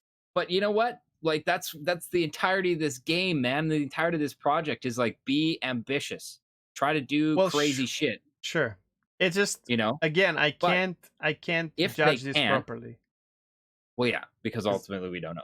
But no, if no, they no, not can't, on that. I just don't care. Like, that's the thing. Like, okay, let another MMO that I think I would enjoy so much because of the mechanics and raids and dungeons. Final Fantasy 14, but it's too story driven for me. Hmm. There's too Oh, much okay. hand holding. Plus, it's Vibu, so that's the thing. So I can't Right. immerse for that. But also, Right. like, I'm like, oh my god, these fucking, you know, videos like 3 minutes long in the middle of the quest, and then they talk and talk, and I'm like, oh, these and everyone loves that. So that's not a bad part of an MMO, right? Right. It's their selling point. But I don't enjoy that. I want to live in the world because when I go to the supermarket, I don't talk to someone for 3 hours. You know what I mean? Like Yeah. that's my kind of sim, I guess. So I sure. The problem is usually if there's things like that that are too often, you have to do them in an MMO, for some reason. Yeah. Yeah. And again, that might be I another don't think spotting point for me. I don't think that's ever going to be a thing. Like the Chris direction they're Roberts, going even right now is too sandboxy. Yeah, but Chris Roberts has Squadron 42 to tell his movie I story. hope so. I But mean, look again, though. nothing that I've heard so far has been something where that's implied that they were going to do anything other than a sandbox focused universe, No, you but know? what do you mean? But what we're talking about now is not sandbox, Would right? like The Kovalex station mission is definitely not sandbox. You're like being constantly handheld for like I don't know an hour. yeah, but there's nothing requiring you to do that. So it's there if you want to do Well, it. it's not now, but you know there might be. I don't know. Like, see, for example, like I think most MMOs, like, okay, there are definitely those like main quests you have to do, and I hope they don't do that. Period. In Star Citizen, that's what Squadron 42 is for. I would like to see something more like most MMOs, where it's like like you're in this zone, you pick up missions, you do the missions until you don't want to do the missions anymore, and then you go do something else. Like that's what I want. And but like I did like the idea, like you said, of like like having a Introductory. couple epic arcs or whatever for every system. So if you wanted to do kind of more those epic arc story things, they're there. And if you've done these ones in this system already, you can jump over to another system to start a different arc. Like I think that's a good way of providing content for the people who want those big epic arc stories, while an MMO environment where it's basically a sandbox kind of universe sim on top of it. So You know I what's like that. I think the that's a other cool idea. problem with these handheld quests, epic quests and whatnot in an MMO is most of the MMOs are instancing you to do this so that you don't get interrupted by Yeah. other players. So Yeah, well that's the other thing. Like I would actually say go watch the 2018 Citizen Con um because that's specifically where they talk about, even in the down satellite mission, how they were trying to describe it happening in the world was such that when like there were counter missions to that, so they specifically wanted people to fuck with to fuck with you on some that's, of these I mean, missions. So like like The problem is experiencing me is just like I've played so many new MMOs, and these same ideas that spark end up being an absolute shit show, because guess what? There's gonna be someone there who's just not going to allow you to complete your mission for yeah. hours. And they're gonna kill you, and then you're gonna try and do it again, and they'll kill you, and then you're gonna have to fort and go and watch TV or Okay, well, fucking play another game. that's people who are like interested in teabagging you. In this case, specifically, the way that they described the way the dynamic mission system would work in this case is it what's his nuts on the coughing grandpa dude on Hurston gives gives you a mission Right? to That's go. Clavius, right? Clavis Dorneely, yeah. Clavius, yeah. Grabs you, gives you a mission to go and uh, get a chip out of this down satellite. Yeah. I know But that mission, yeah. he's not the only one who has that mission, basically. So somebody from a different faction may also give somebody else a mission to go grab that chip from that satellite. Um, so now there's basically that same mission is being given by two different, and there's potentially two or more players on that same mission going for the same objective. Oh my god. Okay. Man, I'm gonna be just negative Andy today. That's what it is. So I don't mind frustration for my own content, right? If I'm trying to get something and then someone is not allowing me to do that in a sandbox version. But if I'm getting quests from the game and I keep failing because other three people are having the same quest, that's just plain annoying as fuck. Mm. I would get so frustrated with this, and I would be like, I'm not doing quests, and if I have to, fuck this shit. See, I mean, ultimately, we'll see if they can actually pull it off. But the other thing too is the factor of the dynamic mission system interacting with Quanta as well. So it's potential that NPCs would be running after that as well, which means that and that's what happened in this video. Is basically he got there, the chip wasn't there, so the mission system basically directed him to like search the area to see if he could find clues for where it went. He found this transmitter thingy, and it gave him his next mission destination, which was basically a bunker raid on Hurston. Um, and then basically he had to go and wait, wait. I don't know if it's my internet or what it is.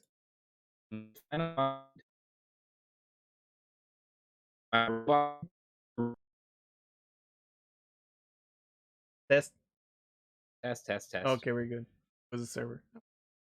But yeah, and then he had to because that's the way that the dynamic mission system kind of and Quanta kind of like plotted things out. He had to go fly over to this bunker basically and fight his way through some goons and then get the chip from the bunker.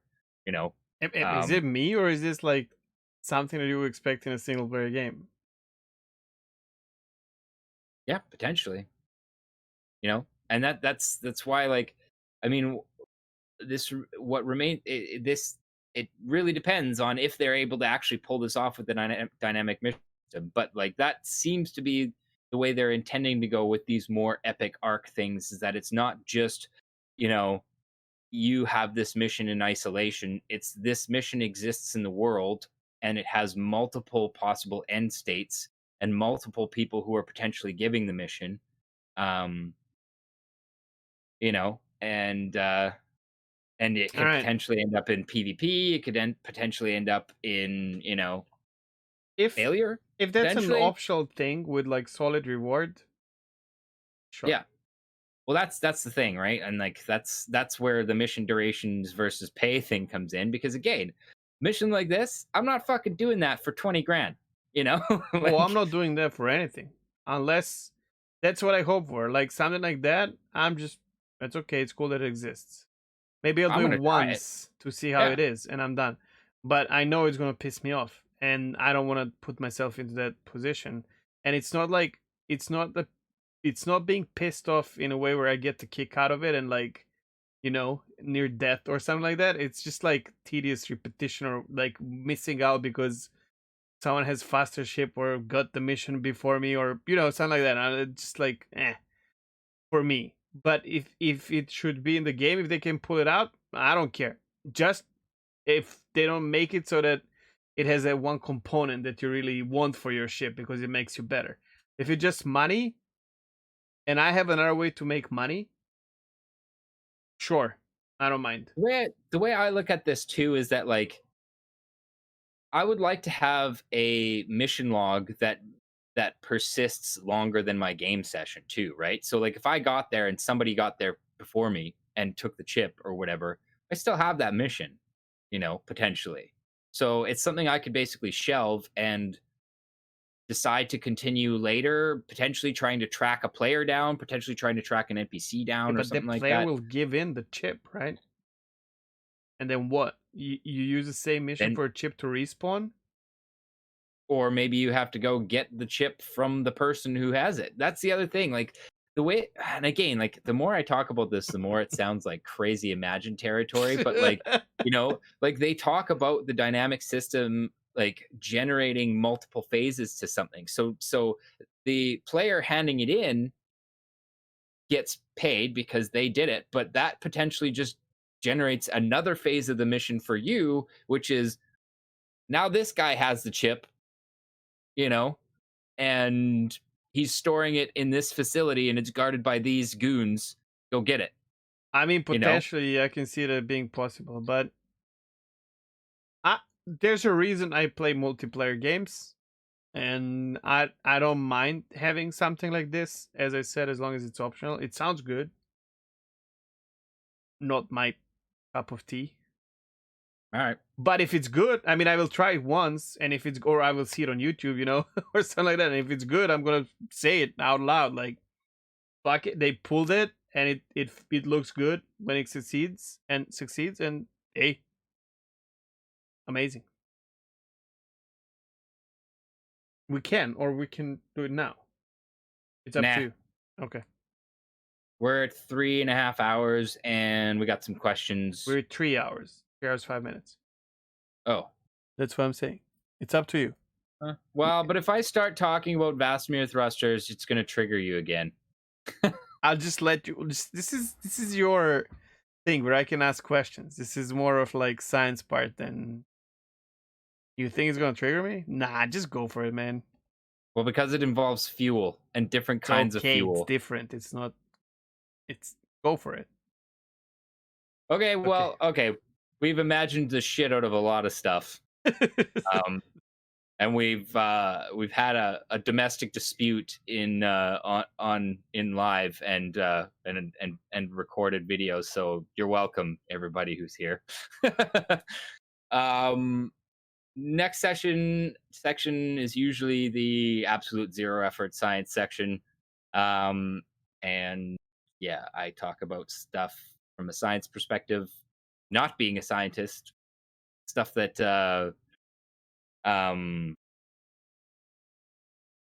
stuff that Star Citizen does well or not so well. But in this case, actually, I wanted to talk about the types of thrusters that Star Citizen ships use because it's actually based off of a real world tech, actually, called the Vasimir rocket, actually, Vasimir thruster. Um, and Vasimir is a. It's not a Oh my Slav God. name, which was I was like, No. what? It's Yeah, because actually it's an not acronym. Vasimir. Yeah. Yeah, it's an acronym, and it's not even a very good acronym to be honest, because it's a variable specific impulse magnetoplasma rocket. And basically, the concept behind it is they take a uh, very very strong magnetic field, and they ionize a gas into plasma basically, and then fire it out this thruster at like super super high velocities. So the advantage to it basically is you don't have any chemical thrust, like you're not burning anything, you're not relying on something to ignite. So we're not actually technically burning this hydrogen fuel, by the way. Um, when it's coming out, it's basically energized and fired out the thruster at a very, very high velocity, which is what gives you your thrust. Hmm. The advantage to that is that it works in space as well as theoretically in atmosphere, though modern Vasimir thrusters don't produce enough thrust to actually use an atmosphere. The main thing that's a disadvantage of these sorts of thrusters is they take a ton of power to run, which is why we don't really use them today. But um, in the Star Citizen universe, we all have mini fusion power plants basically on our ship, so we have tons of power, and we're able to kind of use these sorts of rockets. And like I said, the advantage is basically you can use a relatively small amount of fuel to get a big amount of thrust out of them. In the modern applications of Asimir thrusters, we use heavy elements like xenon or some of the other noble gases, I think, just because they're like a big Quantanium, chunk. Shut up. That non-obtanium. no. Specifically, they use like a big, heavy atom because it has more of like, it has more weight to it, right? And ultimately, it's all physics, right? Every action has an equal and opposite reaction. So chucking high mass particles out the back will give you more thrust than using something like hydrogen, which is really light, which is kind of where the whole Star Citizen thing kind of falls flat. You wouldn't really want to use hydrogen because it's hard to work with and it's a very light um, atom. So you have to use a lot. You'd have to use a lot more hydrogen uh, and at much higher speeds to get the same amount of thrust than if you were using something like xenon or one of the other heavy kind of noble gases.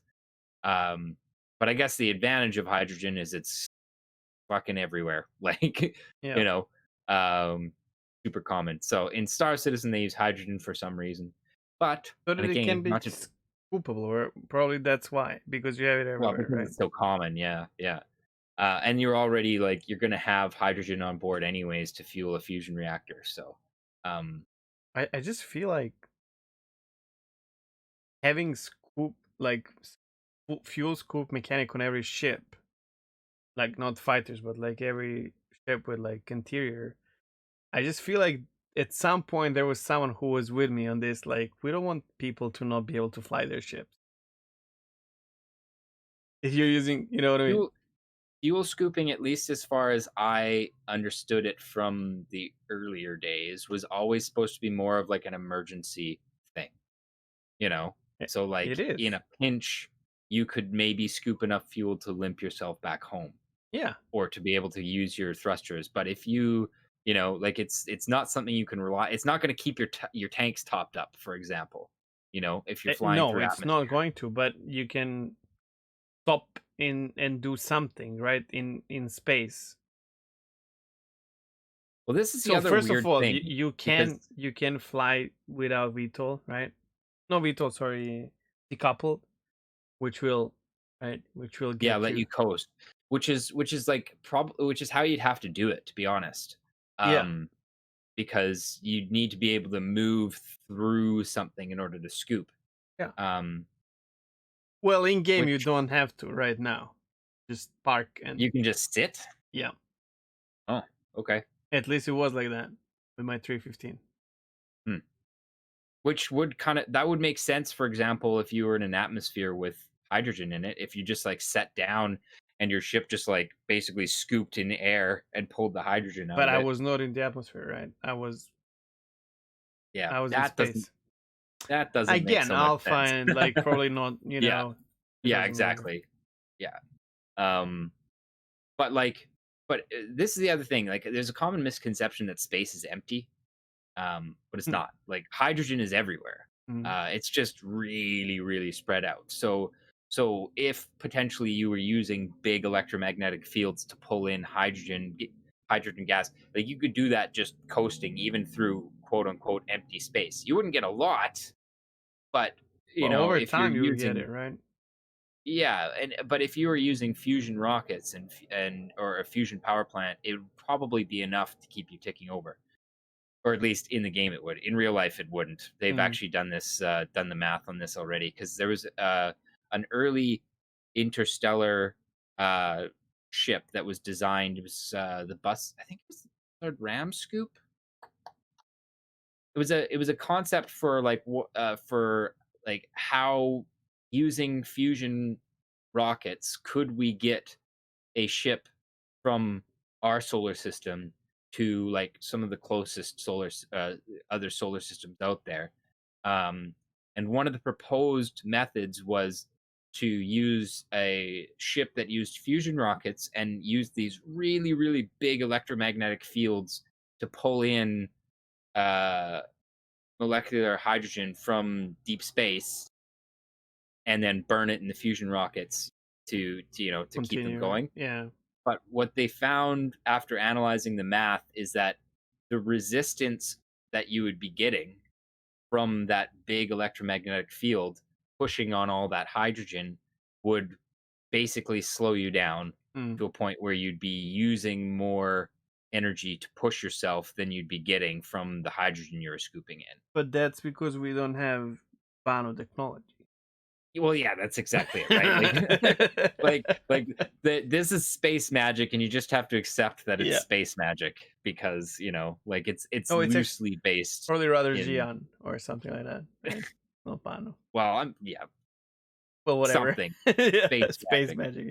Yeah. Um, but yeah, so that's kind of where like using these Vastomir rockets, it does kind of make sense that you would get different effects from them by using um different types of fuel that you're thrusting out the back. Like I was saying, if you're using a heavier mass particle like a xenon or something like that, um, it would take more power, but you would get more thrust out of it because you're chucking heavier shit out the back to get you going faster.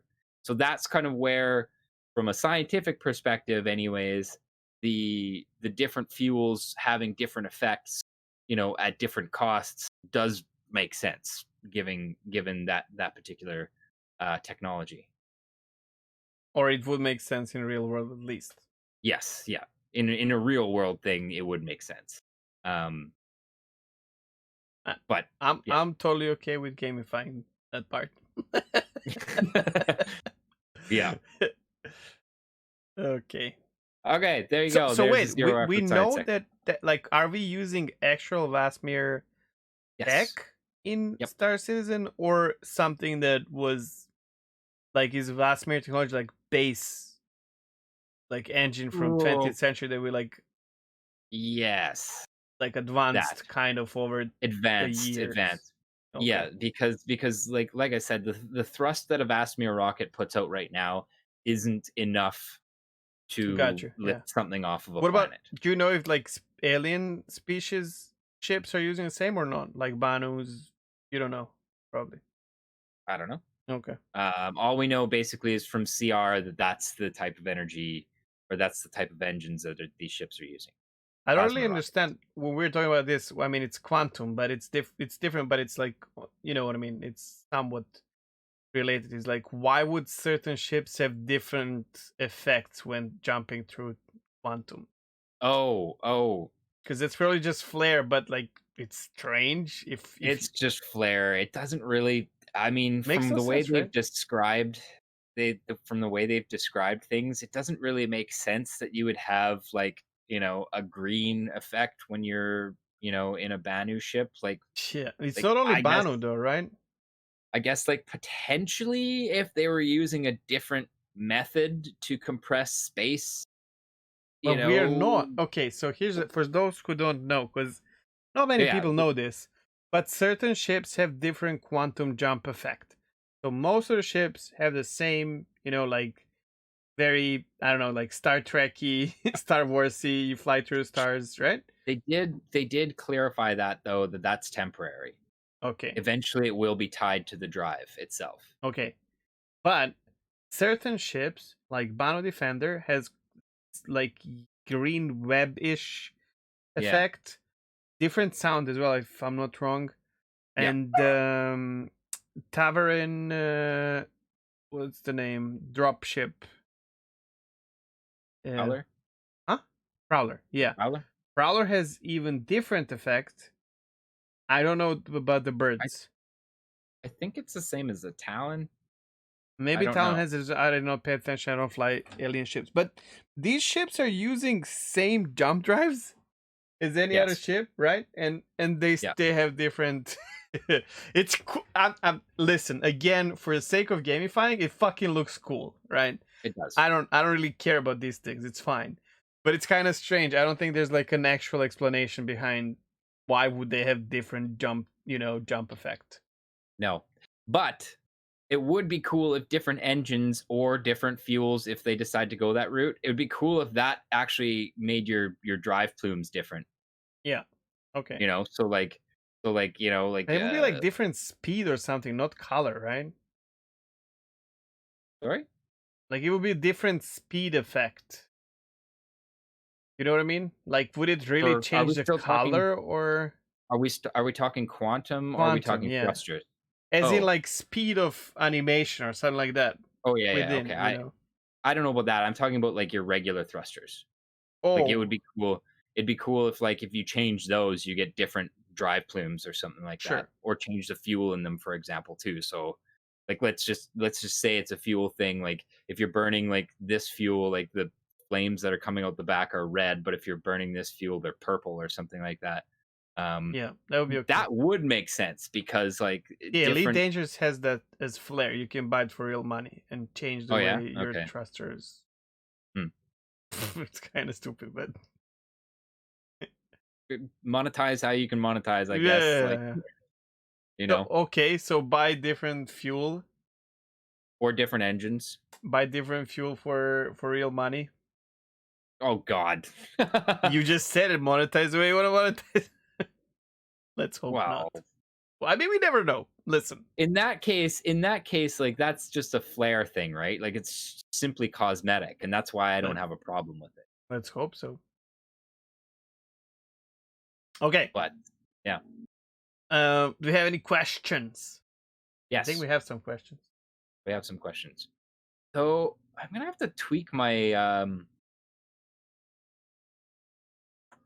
gonna have to tweak fiddle around with my slobs because it used to be like those the questions would all like pop up in my mini feed, and now they are not. So I have to like. You can go to Twitch and go to your click top right corner where your icon is and go to Yeah. creator dashboard. And you should have them there. Yeah, it's weird though. Like I swear they used to show up in slobs, but yeah, you're right. Yes, no, we have a few questions. Cool. Micker asked a question. The first question, though, I think I saw later on. I think he said that he maybe We already probably answered this. answered. But that's okay. Can throw the question. Um, duh, duh, duh. There we go. Okay. Do you think they will drop many of the planned advanced gameplay mechanics to make Star Citizen a mass market product, capacitor gameplay, fuel mixing, etc.? Well, yeah. I do I think think. they will. Well, I would say I hope they don't, but I hope that it is accessible just the way it is. And I hope that the mechanics are basically kept in such a way that it's just basically a bonus for the people who want to go the extra steps. I That's don't my answer. I don't think there's such thing, but yeah, I think they will.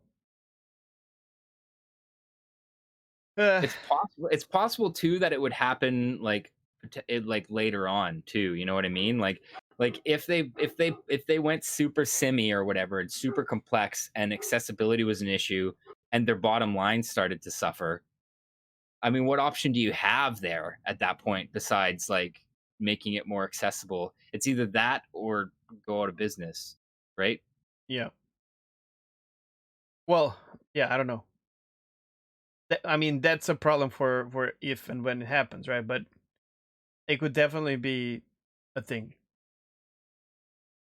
Yeah. I mean, let's not forget, like, no matter how, like, this episode, I was very negative and all that, but like, let's not forget that they are revolutionizing the industry in a way. They already did in a couple of ways, Yeah. and they're planning on doing it Yeah. more. So I do give CIG more of a benefit of a doubt than any other studio. So and I'm very often hopeful that I am very very wrong because my experience stems from another game, right? So because maybe CIG can do it better or more to my liking. But To be fair, all of our experience essentially comes from different yes, games. You yeah, know, like that's all we're doing, yeah. But spitballing. they are trying to change, the ways we do things in games. So Yeah, let's yeah. see. Maybe they And I find a think way. I think part of that is that, well, like they said in the SCL, like their approach to almost everything in this project is to build things systemically. Most other studios don't bother with that because it takes so much longer and they don't have the time. Um, so you know, yeah, I mean, hopefully you're right, and hopefully they just like do the impossible again and again. See. But yeah. Next question, Jad Jad. Hey Jad Jad. Should the environment be a player in the game?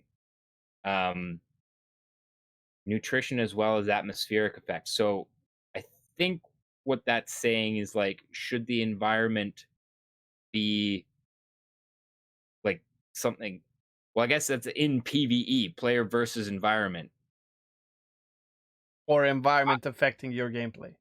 yes, and I think yes. Personally, I think that's gonna be what makes non-combat gameplay exciting still, even if you're not getting jumped by pirates or other players or something like that. You know, I it's mean, we like have that already, right? Like sort certain of planets not have really. atmospheres that affect your gameplay because of temperature or radiation or stuff like that, Yeah, right? yeah, So yeah. But I'm looking at it more like it's pretty like so far there isn't really much that affects your ship though. You know, like it yet, affects because we don't you. have effects on ship, right? Yeah, yeah. But I But like, think if the zone has like if you know holy imagine if radiation can be stuck in like what I mean, how objects carry radiation, oh, oh, if you like got hit with radioactive like wreckage or something and and then it you was go like to stuck Lorville. all over your ship. You go to main square in area 18 and people start And you're puking all over the place. Like, I think they could I don't know, we'll have to see how they're doing radiation gameplay because we do know that they're space is working full of on. radiation, so Well, yes, but it's not the kind that sticks on you. The yeah, kind that sticks on you is when you get like, a dust of uranium or something like that, you know? I know. Um, yeah, of course yeah. Um, but like yeah, anyways, I could see that I don't think you'd be able to walk into a city because I like there's those checkpoints. Yeah, I think they'll use those checkpoints to basically filter that kind of shit. Like it'll be you walk through a checkpoint, you have a gun on you. Okay, well, security tells you basically to drop your gun. You walk through that, and they're like, "Holy shit, you're a walking Chernobyl." yeah. Step into this room, please, and they just like hose you off or whatever. I mean, I would like, especially when you're going to the unknown, you know, maybe like something like a flight plan and flight check that we have in like MSFS, where you do your checklist, and then if you're flying to Yella, it tells you like, okay, you need this. Yeah, But then if you're going to the unknown, you don't know where yeah, you're gonna. So yeah. you go in a fucking, I don't know, whatever equivalent of Terrapin is for random shit that can happen to you in. Dur and Carrick Probably, would yeah. be Aquila two or of those some ships for that. probing, I don't know. Yeah. Well, I think the probing there will definitely be a thing because, well, that's where I really hope to see development in scanners. Right, I want to see And more well, of you don't like what's and the atmosphere drones, of this no? place? What is this? I You don't wasn't like that, but against like the the drones. carrot No, drones. listen to that. Listen to last episode again. I didn't say I was opposed to it. Okay, yeah, I know, I I know, was I know. I was opposed to it if that was the only way Sure. to scan things. But this could be interesting. Combination, Like, I'm let's fine. say you are in your Carrack and there's like an uncharted territory, but in your on your scanners it's like some strange Yeah, readings. You're like, yeah, okay, I'm gonna send a drone there, and the exactly. drone Yes. Yeah, doesn't come back, or it comes back with like fucking, radiation levels of rust, or I don't know what the fuck happened, totally. right? Yeah, That'd be yeah, cool. exactly. That would Or be just awesome. sends the reading back. Maybe it's like a one-way drone, whatever. I don't care. Well, it did sound like they were saying it sounded like a one shot capable, like, Mm. quantum capable drone to me, but But I can don't you really go there and scoop it or not? Well, we don't know, I guess, but know. I don't know. Yeah. yeah, I mean, I definitely want the environment in a space game to be like space is fucking dangerous, dude. Like I want that. I want space to be not everywhere. And we talked about this at the beginning. Like just like you, in an MMO, you need to calm down and have some chill time playing it. Yes. But Yeah. like if you are going into the unknown, fuck yeah, I want it to bite back, you know? Yeah.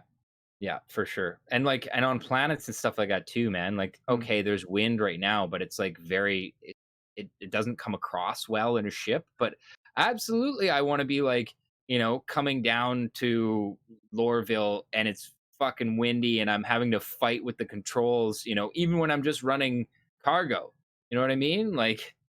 Unless we have Like some systems in big cities like we just talked about Orison, where like maybe some wind dampening or something like that near the, sure, yeah. But like I just mean like but like small outposts or shit like that, and then again but radiation gusts or stuff like that. here's the thing too, like let's say I'm like plotting a cargo route, or like I haven't even loaded the cargo yet. I'm just trying to figure out what I'm doing. So I'm like, okay, well, what's available on ArcCorp where I am? Okay, so there's this thing I could pick up here, and I can sell that over on Lorville. And I click over on Lorville or whatever, and it's like weather warning. There's a fucking hurricane over Lorville right now.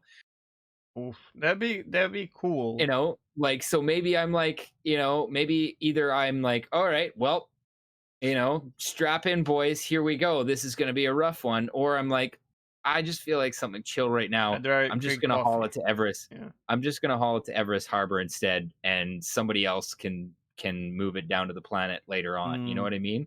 Like, I want that to be, a thing as well. But radiation, whatever aside, like, I do want weather to be something that you have to consider when you're, I mean, they are proud of the way the winds move around planets and all that.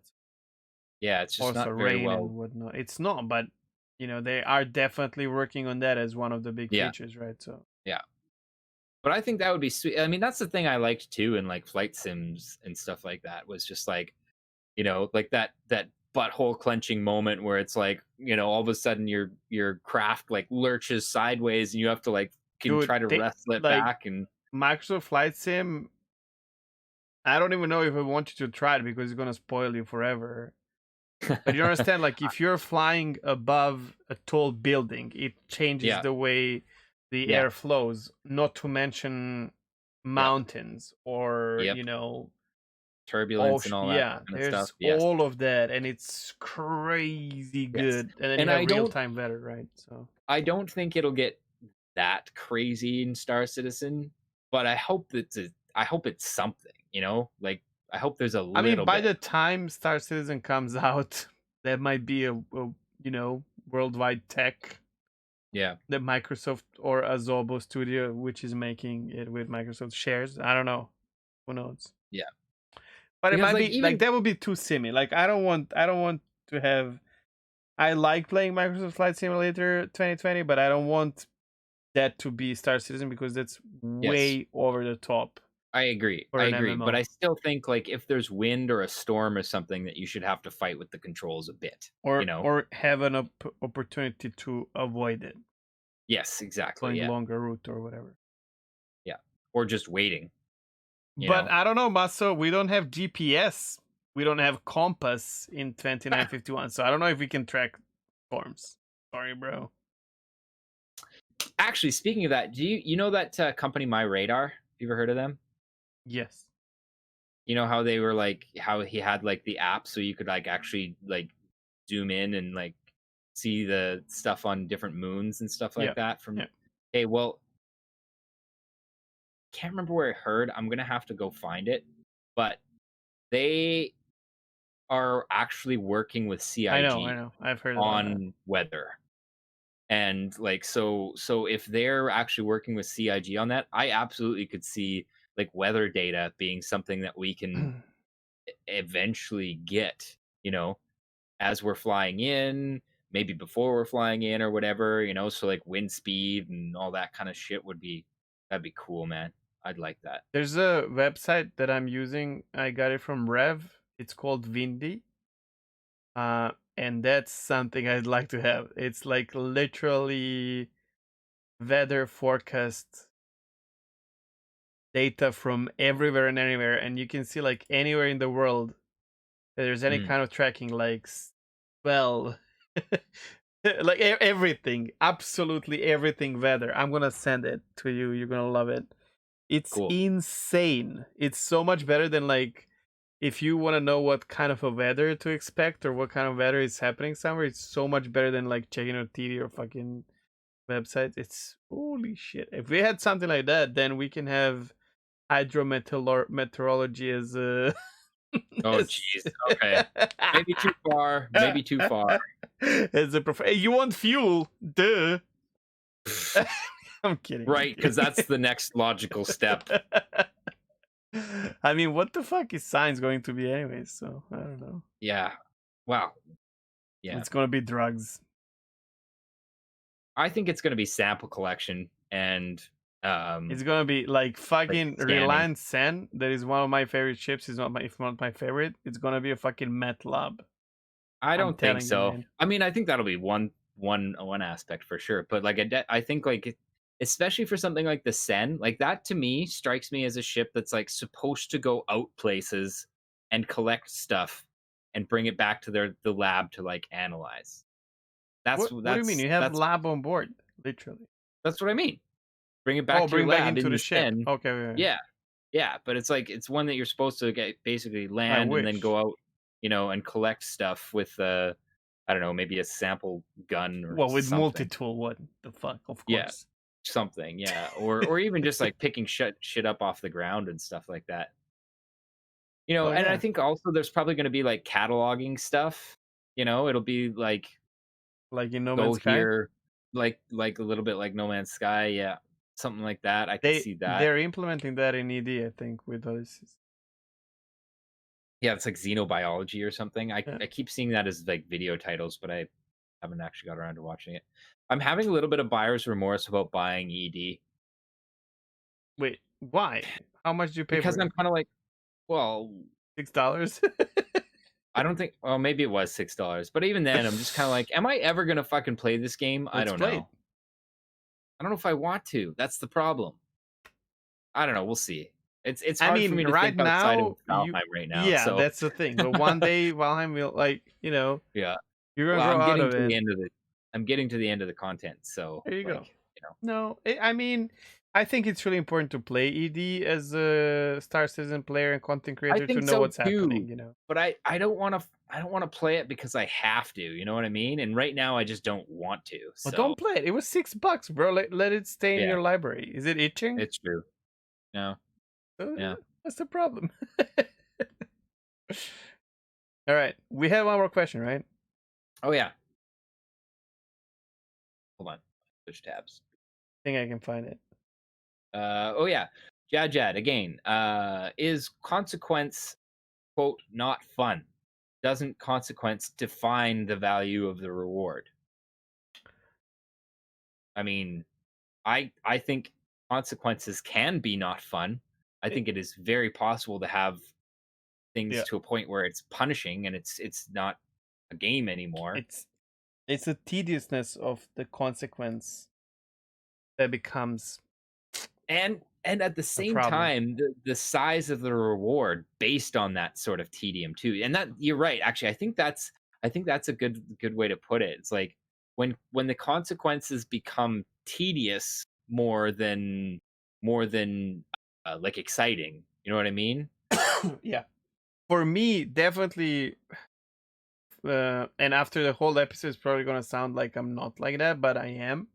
Risk reward is all, like, I love EVE Online. I mean, I love that idea of being able to lose stuff or gain more because you're risking, but there is a fine line of where it becomes masochism.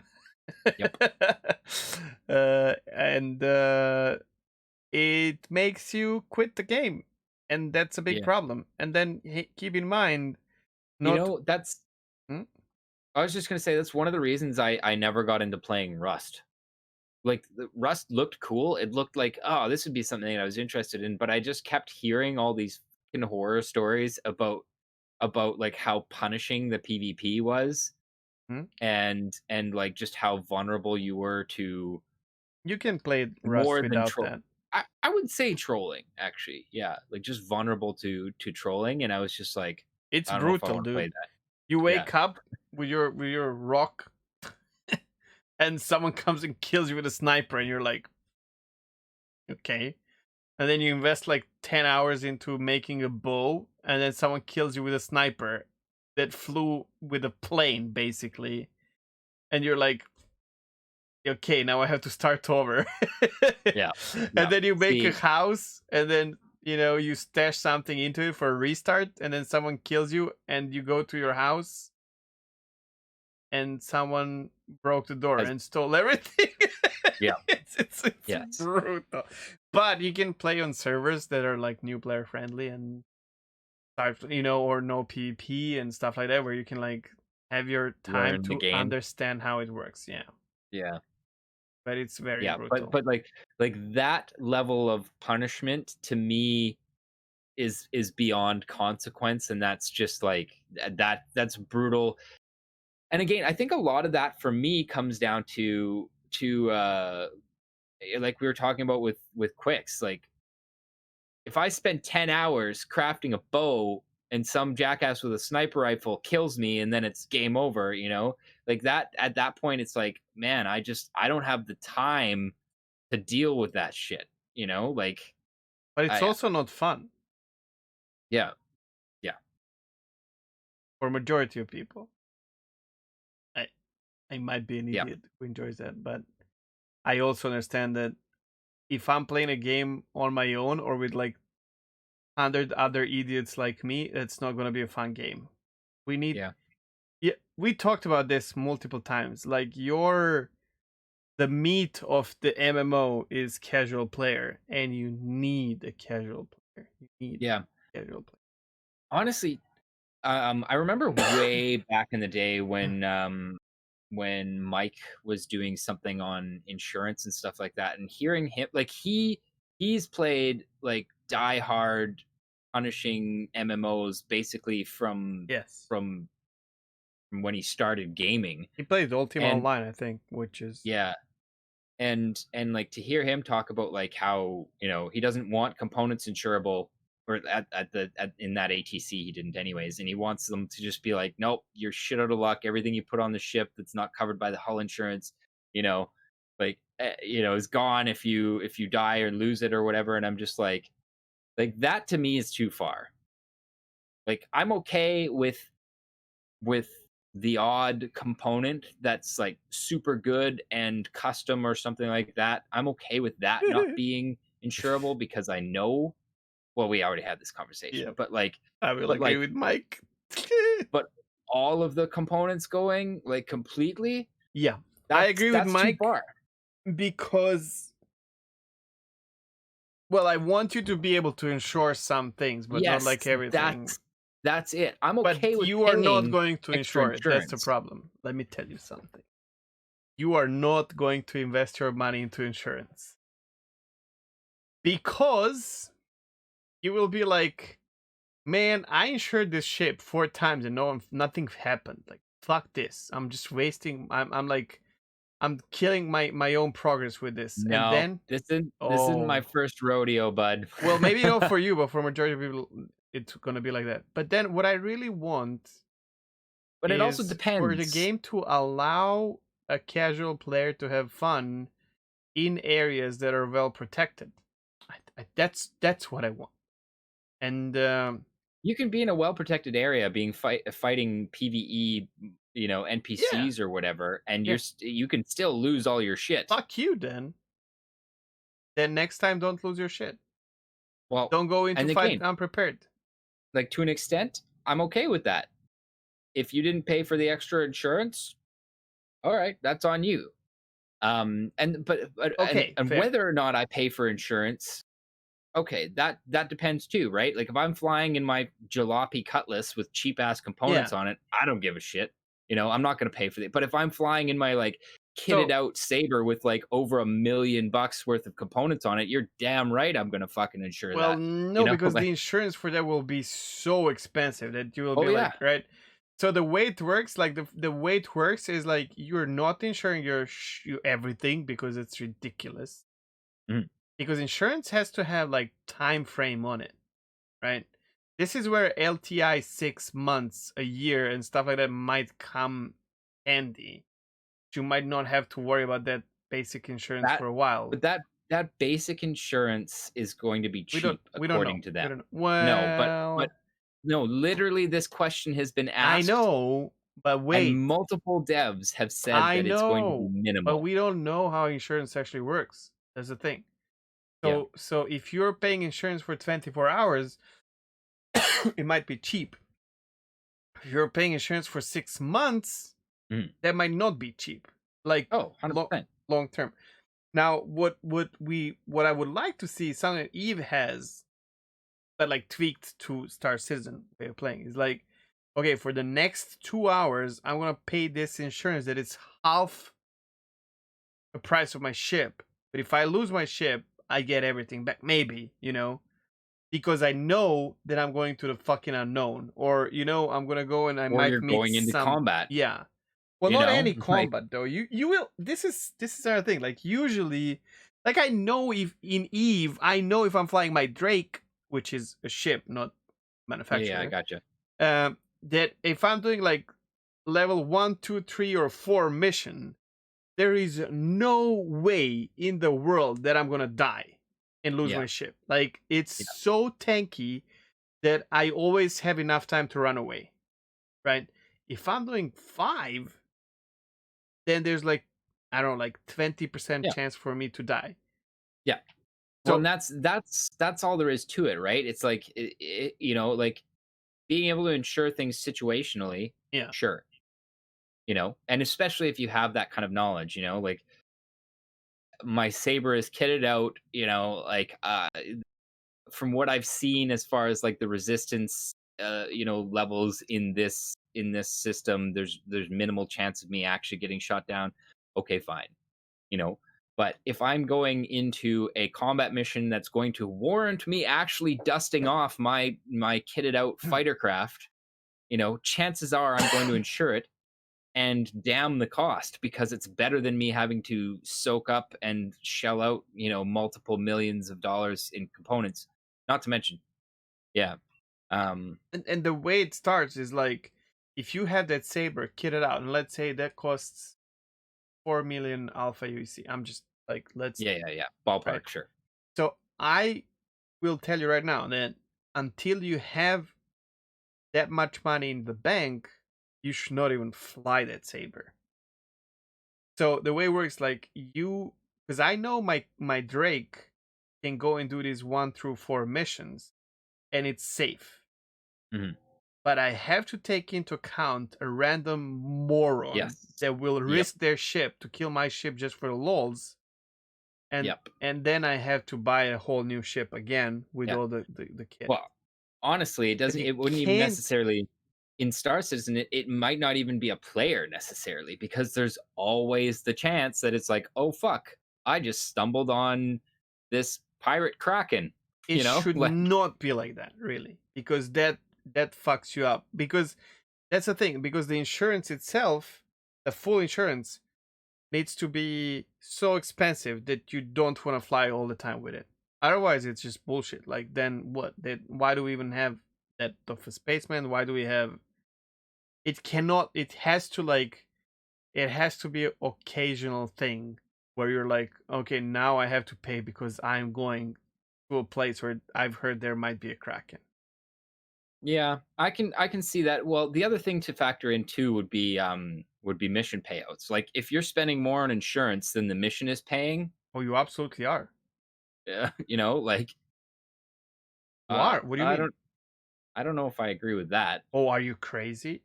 Well, then what's the point if you're getting more than you're paying for the insurance? So let's say, Well, oh my God, no. why would you bother insuring at all Exactly, you if you were don't. gonna lose money? Well, that's the thing. You're not insuring your ship. You're not insuring your ship for everyday use, or like you're paying for the minimum, Yeah, but insurance. if I'm taking on a risky mission that's high enough risk for me to warrant taking my fancy Because, kitted out bec- spaceship. because you are coming out victorious. If you're going in to die, you should not even go there. You're going in to win with a chance of losing it. That's why. So basically, in your mind, then when do you even bother with insurance? So If your depends how it mission is. Like payouts if you're if your mission insuring, payouts aren't high enough, let's say weekend is coming, and you're like, okay, this weekend I'm gonna play some really difficult content where I should survive, but yeah, I might die. Then I yeah, pay 2 day insurance. yeah. Okay. So So I just the misunderstood what you were saying. total payout of all the missions that I've done should be more than the insurance for sure. But if Right. I'm just Okay. doing one mission, that should not pay Oh, out okay, for the okay, okay. insurance, right? Yeah. And see, that's kind of yeah, that's okay. That's where the misunderstanding was then, Mm. because Yeah, you should earn more, right, for the okay, period of time. yeah. So basically, you might be doing like a mission for free, essentially, to Oh, pay for the 100%. insurance. You might be Um, doing several oh, missions okay, for free, I gotcha. or Yeah, just okay, that's yeah, fine. That's fine with me. You know, or risking it. You know, or risking it.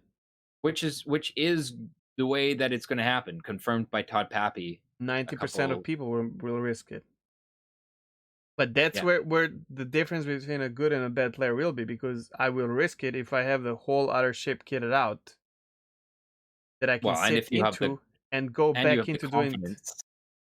Well, once you have the confidence comes with, with playing the game, right? But Yeah. that's the You thing. know Like what I though? can go back and sit in that Drake and then like grind for a couple of hours and get back to that point, or I can lose my Drake and I can have to go like, or let's say Saber, and I have to go back to Aurora. So I'm gonna be smart enough not to even use that Drake in a tricky situation before I have enough money for another one. You know what could also work too, so that it was like slightly less punishing on newer players would be if the value of your components influenced how much the insurance costs. So like if you are let's say you're in an Avenger Titan, it's your second ship. You've got some upgraded components in them, but they're Mm, not like top grade or anything, mm. you know, but you're still going into potentially a situation where it's like it's riskier for you because you're newer and but like the insurance for B grade components or like a couple B grade components or whatever, maybe not even many overstock, wouldn't be as much as somebody who's trying to insure, A grade military fucking, components all across the board on like a military fighter craft or something like that. Well, for sure you have like different insurance pricing for different hulls and different components, I would say. Yeah.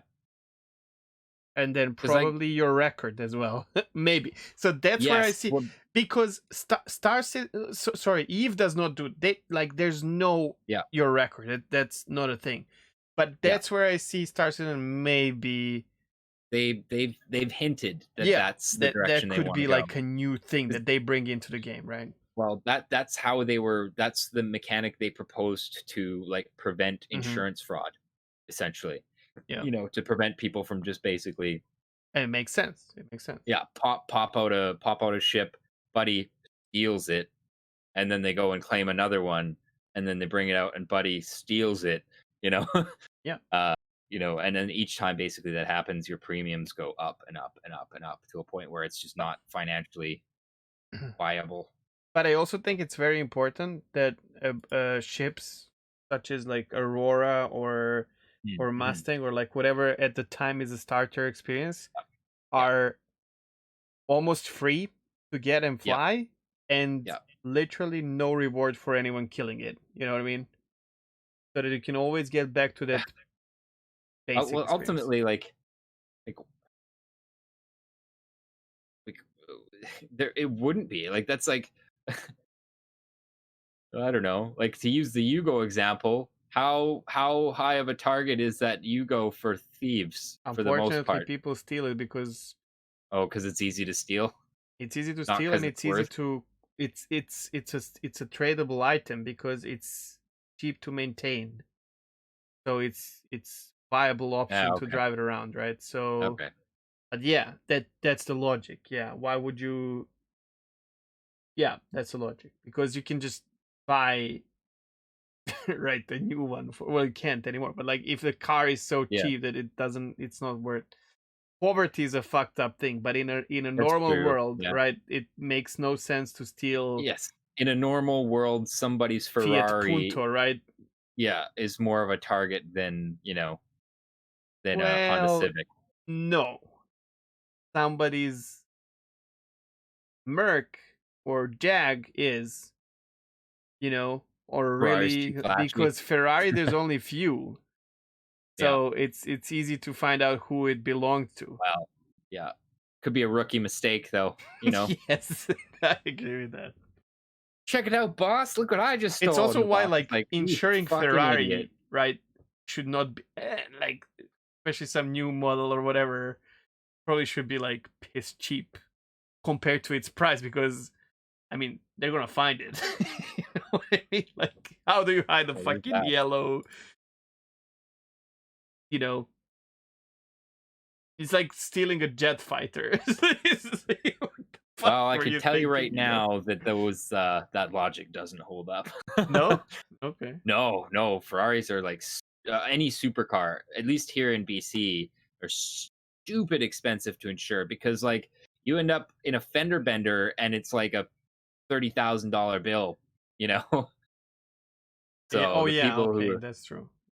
so, so the people who yeah who are paying for insurance of Ferrari, yeah, it's whole Well, other. usually if you can afford the Ferrari, you don't care about like everything insurance. Of course not, yeah, It's more but like the that's yeah, papers that you have to go through for more than like the yeah, actual yeah, price, right? totally. All right. Yeah, I guess that was it. Well, I did not think it's gonna stretch this long, but we actually had a 4-hour show. Why are you surprised still, Chegg? I'm not. I'm never Well, at surprised when some we point, I was like, okay, it's 2 hours and we're almost done, and then we and got into a fight about fuel, that was which after a fuel wasn't even fight. on. Really? Yeah, Oh, I think. Then we stretched the questions and whatnot. It's just like what we do, I guess. yeah, I guess. It was a very strange episode for me, I have to say. It's like I think the reality of some possibilities at the time when I'm very unhappy with the current state of the game Yeah, poked in uncomfortable places. yeah. But I don't it know. is I what it think is, you know. that's yeah, that's the reality. Sometimes you're saltier, sometimes you're not. Even me. Mm. Sometimes I'm completely jaded. Sometimes I'm, like super white knighty. Yeah. So that hasn't happened lately. We need some tech this year, man. We need some We need tech. something, that's for sure. Yeah. And I'm afraid 313 is not bringing any. I mean, we're gonna play it, but Oh, it's it's not. not gonna change the It's not. game. But No. I need to do some more. Maybe next show I'll do some more digging. I've been doing some digging into the progress tracker and kind of like looking at all like a bunch of the different tech, not the big ticket tech stuff, but just like the stuff that's like looks like a small thing, but you know what? would end up being a big thing. I hope that the things that they're hiding will come out with the upcoming events and Hmm. blow our minds because they did. You know, we are so thirsty that we dig into everything, but they did say, that might things that might be out of this system, as you guys mentioned on. Yeah. And I know it's stupid to like hold on to that branch, but I mean, Well, I'm not holding on to that anymore, man. The pyro branch has been yanked away from me too many Yeah. times. So, yeah, I'm not Wouldn't there. it be But cool if they the said like, sure, but "Here's the stuff pyro"? I'm looking for though is the tech that's gonna like. Here's the thing. Okay, so we can go to pyro, but if we're still experiencing this crazy fucking desync, and like 30K'ing and losing everything everywhere, I'm sorry, but I still don't really want to play the game like that. You know? Like that I think that's the toughest thing for me is these last 2 years, the performance has been worse. So much worse than it has been in even the early phases of the game. Like even before we had object container streaming and we were getting shit frame rates, there wasn't desync. Or at least it wasn't as much. You know what I mean? So you could still feel like you're playing a game if a poorly optimized one, right? But like lately with the desync and server like incredibly low server tick rates, like it's just And it's so hard yeah, to explain because we did yeah. not get anything in return, right? As a matter of fact, it was quite the Yeah. opposite. We get So Xenotrat and it's working better than when we don't have so Xenotrat, which we can so explain with talks, yeah. But but that's why I've been doesn't kind of looking at this tech, more of the back end tech, looking for like what is on here that could give us a better performance back. And there is some stuff that sounds cool that could just result in even if it's the same game that we have, like if there wasn't the desync and like poor server tick rate, or there was better server tick rates, it'd be more enjoyable to play. listen. I talked about this. Literally, I think the reason I enjoyed Destiny lately is because I was playing Star Citizen so much. So when I Yeah, entered such a Destiny smooth 2, it's experience. fucking smooth, and that was enough for me. And Yeah. I feel like I'm slowly falling out of it because probably is not the content I'm looking for. But Mhm. holy shit, you move and the response is Yeah, instant, and and the like, bad guys actually are like pointing at you the right oh, way and stuff 100%, like that. yeah. Like, yeah. You So, click, you anyways, you throw a we need to grenade, it shut up, or happens, this and is going to be a yeah, 4.5 hour cool. podcast. Okay, sign us out. I'm ready. Okay, if you're a crazy person and you're still here for some reason, thank you. If you could throw us a like and a subscribe, that would be awesome. If you want more crazy long content, yeah. Other than that, if you have stuff to say about this ridiculously long episode, feel free to jump it in the comments. Our last few episodes, we've actually had some pretty good conversations Mm, happening in the comments, it's so so that's nice. always really fun. And for those of you who are engaging with us like that, man, I super appreciate it because I have a ton of fun, kind of, seeing what what people think, and then kind of being able to kind of go back and forth a little bit. It's pretty It's fun. so rewarding, man. Like, yeah, it's just a good feeling, really. Yep. But yeah, other than that, thanks for being here, and to people who have been here live, thanks as well. Jad, Thanks for your appreciate the questions. questions. Micker, thanks for hanging out here this entire time, you psycho. And thanks for the questions and stuff like that. And yeah, Have a great one, I and we'll will see see you on you Wednesday. Wednesday. Yeah, Yeah. Take care. Bye bye. bye.